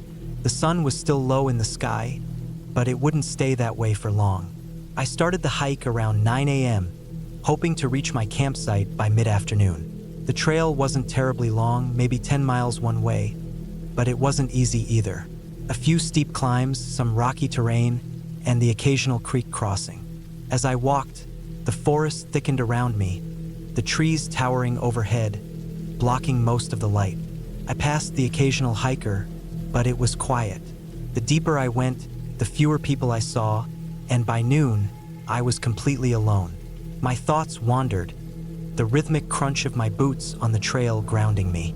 I could hear the distant sound of a stream, the rustling of leaves in the wind, and occasionally, the chirp of birds. It was peaceful, almost too peaceful. At around 2 p.m., I came to a fork in the trail. According to my map, the right path would take me to a campsite by a small lake, a spot I'd been looking forward to. But something about the left path caught my eye. It wasn't marked on my map, and the trail was faint, like it hadn't been used much in a long time. Curiosity tugged at me. I'd planned on taking the right fork, but something told me to check out the other way. Maybe it was the desire for solitude, or maybe it was the feeling that I had the whole day ahead of me. I veered left. The trail was rough, barely noticeable in some places, and overgrown in others. It was clear no one had been through here in a while. The air grew cooler, and the silence was heavier. The woods felt denser, the trees closer together. The sounds of the birds and the wind faded, replaced by a strange, almost suffocating quiet. I had been alone on the hike before, but this felt different. I tried to shake off the feeling, but it lingered. By 4 p.m., I hadn't seen a single person. The faint trail continued, winding deeper into the forest. The occasional snap of a twig underfoot was the only sound. I couldn't explain it, but the whole atmosphere was beginning to feel wrong. There was no clear reason why, but something in my gut told me I should turn back. But I didn't. I kept going. I finally reached a clearing just before sunset. It was beautiful, a small, hidden valley with a stream running through the middle. On the other side of the stream, the land rose sharply, the trees thinning out. I could see a perfect place to camp, right by the water. I set up my tent, laid out my sleeping bag, and started a fire. The crackling of the flames was the first real noise I'd heard in hours. I felt a strange sense of relief. I'd made it to my spot for the night. As darkness began to fall, I sat by the fire, warming my hands and cooking some freeze-dried food. The shadows stretched long across the valley, and I could hear the rustling of the leaves in the wind again. But something was off. The air felt thicker, heavier. I couldn't shake the feeling that I wasn't alone. Every now and then, I'd hear a noise, a branch snapping, the sound of something moving through the underbrush. But when I turned to look, there was nothing there. It was probably an animal, I thought, maybe a deer or something. But I couldn't ignore the creeping sensation on the back of my neck. I tried to brush it off. It wasn't the first time I'd felt uneasy on a solo hike.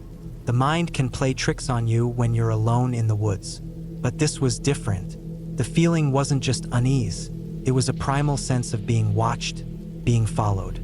I turned in for the night, slipping into my sleeping bag inside the tent. The wind picked up, howling through the trees, making the fabric of the tent rattle. The fire had long since burned out, and the darkness seemed to press in closer. The silence returned, suffocating and oppressive. I laid awake for a long time, my thoughts racing. The noises I'd heard earlier echoed in my mind. There was no way I was just imagining it.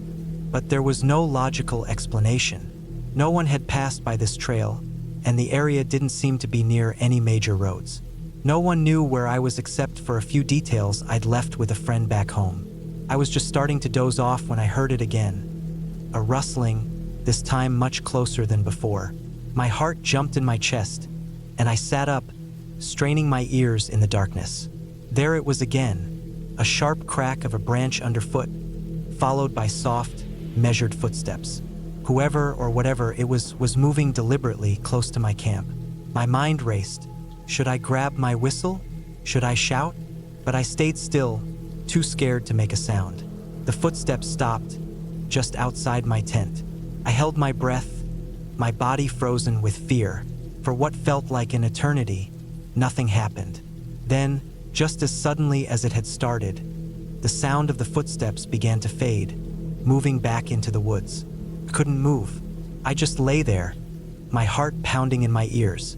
Was it an animal, person, or something else? I had no way of knowing, and the silence that followed was even more terrifying. Time seemed to stretch on forever. The tension in the air was unbearable. Finally, I couldn't take it any longer. I grabbed my flashlight and slowly unzipped the tent, peeking out into the darkness. I didn't see anything, but the sense of something lurking in the shadows remained. I quickly zipped the tent back up, almost as though I could lock out whatever it was that had been so close. I didn't sleep that night.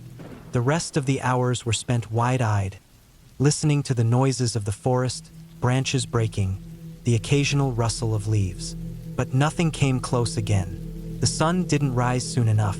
By morning, I packed up my camp as quickly as I could, my hands shaking slightly as I folded the tent and packed my gear. I didn't waste time eating breakfast or lingering in the valley. I just wanted to leave. The trail back felt endless. Every sound made my heart race, and I couldn't shake the feeling that I was being followed. But when I finally reached the main trail again, I breathed a huge sigh of relief. I made it back to the car before the sun was fully up, my mind still racing. The woods had felt alive with something else, something watching, something waiting. But I made it through. I had made it back to safety. That was the last time I hiked that trail.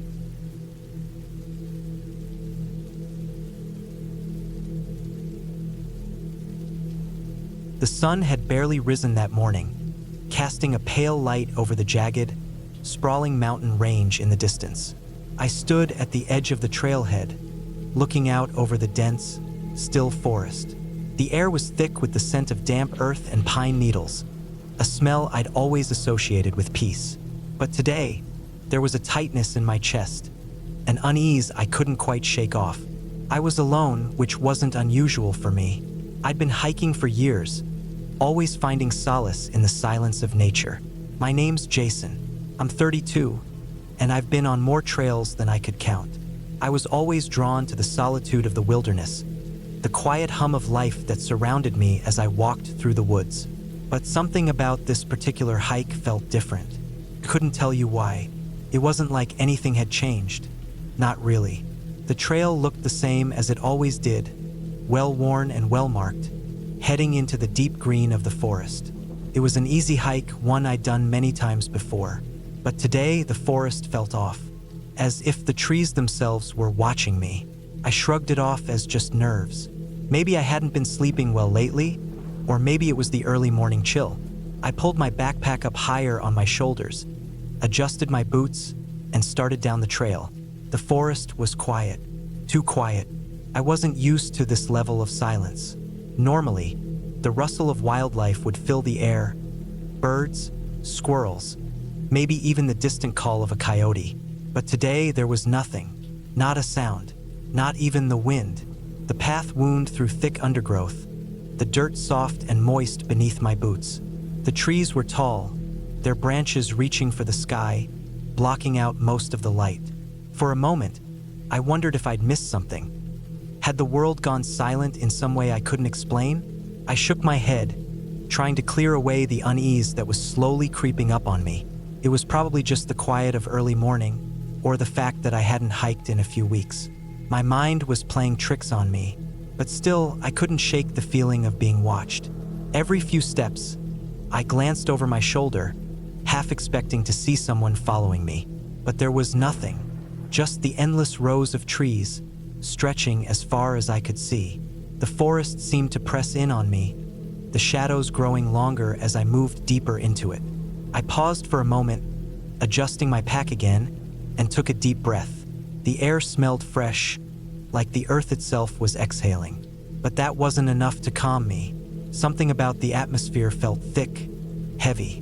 I had hiked here before, but today it felt different. I couldn't put my finger on it. I kept walking, my boots crunching on the soft, loamy earth.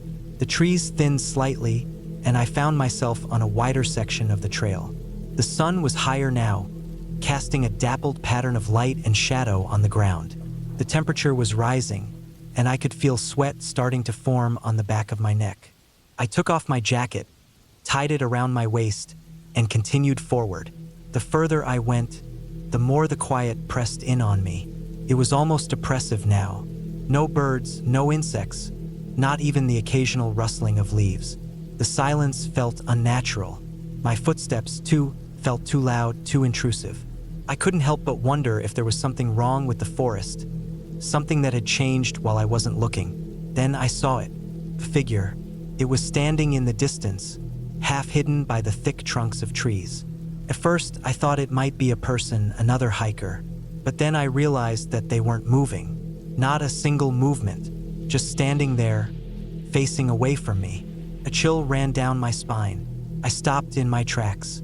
My heart rate quickened, and my breath became shallow. I wanted to call out to ask if they were okay, but something stopped me. The figure was too still, too unnerving. I stood there for a long moment, just staring at it. Finally, I forced my legs to move, pushing forward, but keeping my eyes on the figure as I walked.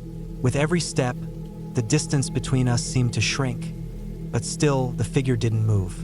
When I was about 30 feet away, I stopped again. The figure still hadn't turned, hadn't acknowledged me. There was something off about it. Its posture was wrong, like it was forced to stand that way, frozen in place. A gust of wind stirred the leaves around me, and for the first time I heard something, a soft, faint rustling in the trees. But it wasn't the wind. No, this was something else. A shift in the air. My pulse quickened. Then the figure moved. Slowly, unnervingly slowly, it turned its head, and I froze. It wasn't a person. The face, if you could call it that, was wrong. It was pale, almost lifeless, with deep, hollow eyes that seemed to sink into its skull. Its features were indistinct, as if they were in constant flux, constantly shifting just out of my focus. I couldn't make sense of it. I wanted to turn and run, but I couldn't. I was rooted to the spot, my feet unwilling to move. It tilted its head, staring at me for a long moment, its eyes not blinking, not shifting, just locked on mine. The silence that surrounded us was deafening. Then, with a sudden motion, the figure turned and disappeared into the trees, vanishing without a sound. I stood there paralyzed. I couldn't understand what had just happened. I wasn't sure if I'd imagined it or if I had truly seen something that wasn't human. But the air felt different now. The oppressive silence was gone, replaced by an eerie hum, like the forest itself was holding its breath. I should have turned around and gone back. But something inside me, some stubborn part of my mind, told me to keep going. Maybe I was just overreacting. Maybe I had seen something that was perfectly explainable. But I didn't want to turn back yet. Not without seeing the end of the trail. I had to finish what I started. So I walked on. The trail began to steepen, winding up the side of the mountain. My legs burned with the effort, but I kept moving, pushing through the discomfort. I wasn't sure why, but I felt like I had to reach the summit. Maybe if I just kept going, I could put whatever had just happened behind me. But then I heard it, a snap of a twig. Behind me, I whipped around, my heart thudding in my chest, but there was nothing. No figure, no movement. The forest was silent once more. I stood there for a moment, my breath coming in quick, shallow gasps. The trail was empty. No one was there. I didn't know how long I stood there, but it felt like forever. The air was still, and the forest seemed to hold its breath, waiting. Eventually, I gathered the courage to take another step, and then another. I kept moving, but my eyes were darting around constantly, checking the shadows between the trees. Every now and then, I would catch something, a flicker of movement, a shadow that seemed to shift just out of the corner of my eye. It was as if the forest itself was watching me, judging me. I kept hiking, my mind racing. I was close now, I knew. The summit was just ahead. I pushed myself harder, trying to outrun the fear that gripped me. The trail narrowed, the trees thinning out as the ground leveled off. And then, finally, I reached the top. I stood there for a long time, breathing heavily, looking out over the valley below. The view was breathtaking, the mountains stretching off into the distance, covered in a blanket of trees. But even here, on top of the world, I couldn't shake the feeling that something wasn't right. I glanced over my shoulder, half expecting to see the figure again. But there was nothing, just the silent forest, stretching out into the horizon. I stood there for a long time, trying to shake off the feeling that had gripped me since I first set foot on the trail. Finally, I turned around and began my descent, moving slowly, carefully. I didn't look back. I didn't want to see anything else. I just wanted to get back to my car, to the safety of the familiar. The hike down was uneventful, the trail now feeling almost normal. As I neared the bottom, the forest seemed to return to its natural state, the birds singing, the wind rustling the leaves. The tension in my chest began to ease. When I reached the trailhead again, I breathed a sigh of relief. The sun was higher now, casting warm light over the parking lot. I reached my car, climbed inside, and slammed the door shut. For the first time since I started, I felt safe. I don't know what happened that day. I don't know what I saw in the woods. But I do know one thing: I never went back. Couldn't. Some things, I think, are better left unexplained.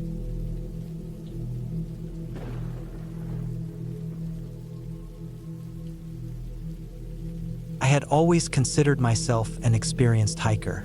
Years of weekend trips in the woods, from easy trails to tougher, more rugged paths, had given me a certain level of confidence. But even the most seasoned hikers have moments where they question their judgment, and mine came on a fall afternoon in 2019 in the mountains of the Cascade Range. I had just moved to the area, a small town nestled between the foothills and a few miles from the beginning of several trailheads. It wasn't far from Seattle, but far enough to escape the bustle of city life. I found a map at the local outdoor store one morning, detailing a trail that seemed to call to me. A trail that led to a secluded lake, one that was hardly visited and only accessible through an old logging path. I'd seen hikers on the main trails, but this one looked different. The type of trail you find if you search deep enough, tucked away from the usual tourist routes. The sort of trail that promised solitude. I packed my gear that afternoon. My boots were broken in, my water bottle full, and my pack had just the essentials. Snacks, a first aid kit, a compass, and my phone, though I had no illusion of getting a signal out there. The weather was perfect, cool, crisp, and with just enough of a breeze to remind me that fall was coming in strong. The forest was still mostly green, though the edges of the leaves were beginning to turn. I started out at the base around 2 p.m. It was a quiet day with not a soul in sight. As I walked along the trail, the trees seemed to close in around me, tall pines and firs creating an endless canopy overhead. It was peaceful. The only sounds were the crunch of my boots against the dry earth and the occasional bird call echoing through the woods. It felt like I was the only person alive in the world, and for a while that was exactly what I wanted. The first few miles were easy, the path well maintained by the Forest Service, though it was clear that fewer people ventured this far out. The deeper I went, the more the trail narrowed. Patches of moss covered the ground, and fallen branches made the path uneven. I had to step carefully around tree roots and jagged rocks. It didn't take long for the well-worn trail to disappear altogether, replaced by a winding, overgrown path. The solitude was starting to settle into me, a strange quiet that made every sound more noticeable. The wind, now stronger, rustled the leaves and created an eerie kind of whisper. I hadn't seen any animals. No squirrels, no deer, not even a bear. I knew this wasn't exactly unusual. Wildlife can be elusive, especially in the afternoons when they're hiding from the heat of the day, but I couldn't shake the feeling that something was off. Still, I pressed on, motivated by the thought of reaching the lake before sunset. I had checked the map, and though the trail seemed to lead into the unknown, I knew the general direction. I wasn't lost, at least not yet. But as I hiked further, something started to feel wrong. The path seemed to be looping, like I was walking in circles. I would pass the same fallen tree more than once, only to notice it again, a little further down the trail. The ground, once dry and solid, began to soften underfoot, and soon I was wading through patches of mud that sucked at my boots. I checked the map again. This didn't make sense. The trail was supposed to continue to the lake, but instead, I was standing in the middle of an overgrown swamp, where the path seemed to disappear. I paused, trying to get my bearings, but all I saw was dense foliage stretching out in every direction. Then something caught my eye, a flash of movement, low to the ground, just beyond the trees. At first, I thought it was an animal, but there was something strange about it. It wasn't the way a deer or a bear would move. This was something else, something too quick, darting just out of sight every time I tried to focus on it. I felt a knot form in my stomach. I wasn't sure what I was seeing, but the hairs on the back of my neck stood up. I had been alone in the wilderness many times before, and never had I felt this way. This wasn't just the unease of being alone. It was a primal fear, the kind you feel when you know you're being watched, but can't see by what. I decided to keep moving, hoping the feeling would pass, but it didn't. If anything, it only intensified. The woods around me seemed to close in tighter, the trees pressing in like they were trying to trap me. I stumbled over a rock, my foot sliding out from under me, and for a second, I thought I'd twist my ankle. I caught myself, but when I looked up, I realized I had lost my sense of direction. The trail had vanished completely. I could no longer see any trace of it. I had walked off the beaten path, and now I was wandering in a thick, claustrophobic underbrush with no clear way out. I pulled out my compass, but it was useless. The needle spun wildly, unable to find true north. My phone had no service, just a blank screen. It was then that I heard it. A faint noise, something like a low hum, almost imperceptible. I stopped, straining to listen. It was coming from the direction I had been heading. At first, I thought it might be a power line buzzing, but the noise didn't fit. It was more organic, like the sound of wind passing through something hollow. I took a deep breath and continued forward, my steps becoming slower, more cautious. The humming grew louder, more distinct. It was rhythmic now, like a chant or a drumbeat, faint but undeniable. I couldn't tell how long I'd been walking, but the sun was starting to dip behind the trees, casting long shadows that seemed to stretch endlessly. The air was getting colder, and the forest was growing eerily quiet. And then I saw it, a break in the trees ahead. Clearing. In the center, a small pond, the surface smooth like glass. I approached it cautiously, the humming growing louder as I got closer. It wasn't coming from the pond, though. It was coming from deeper in the woods, just beyond the clearing. Suddenly, I heard footsteps, loud, deliberate, and getting closer. I froze. I had been so focused on the pond that I hadn't heard anyone approach. The footsteps were unmistakable. Someone, or something, was walking toward me through the thick underbrush. I couldn't see who or what it was, but I was no longer alone. I slowly backed away, trying not to make a sound. My heart was pounding, my breath shallow. I needed to leave. I needed to get out of there before whatever was out there found me. I turned, running back toward the trail. My feet slipped and stumbled, but I didn't care. Couldn't stop. I had to get out of there. The humming was louder now, almost deafening, and the footsteps were close. I could hear them right behind me, but when I glanced over my shoulder, there was nothing there. Nothing but trees and shadows. I didn't stop until I broke through the underbrush and back onto the main trail. My legs were burning, my head spinning. The sun had almost set, and the light was quickly fading. I didn't know if what I had felt was real or just my imagination running wild, but I didn't care. I just needed to get back to safety. By the time I made it back to the trailhead, the last rays of daylight were slipping away, and the forest had grown quiet again. The trail that had once seemed so inviting now felt like a maze of shadows, and I couldn't help but feel that something or someone had been watching me the entire time. The hike took longer than I had expected, and I knew I'd have to come back another day to get my bearings. But for that night, I couldn't shake the feeling that whatever was out there wasn't finished with me yet. I was just lucky to make it back. safe for now.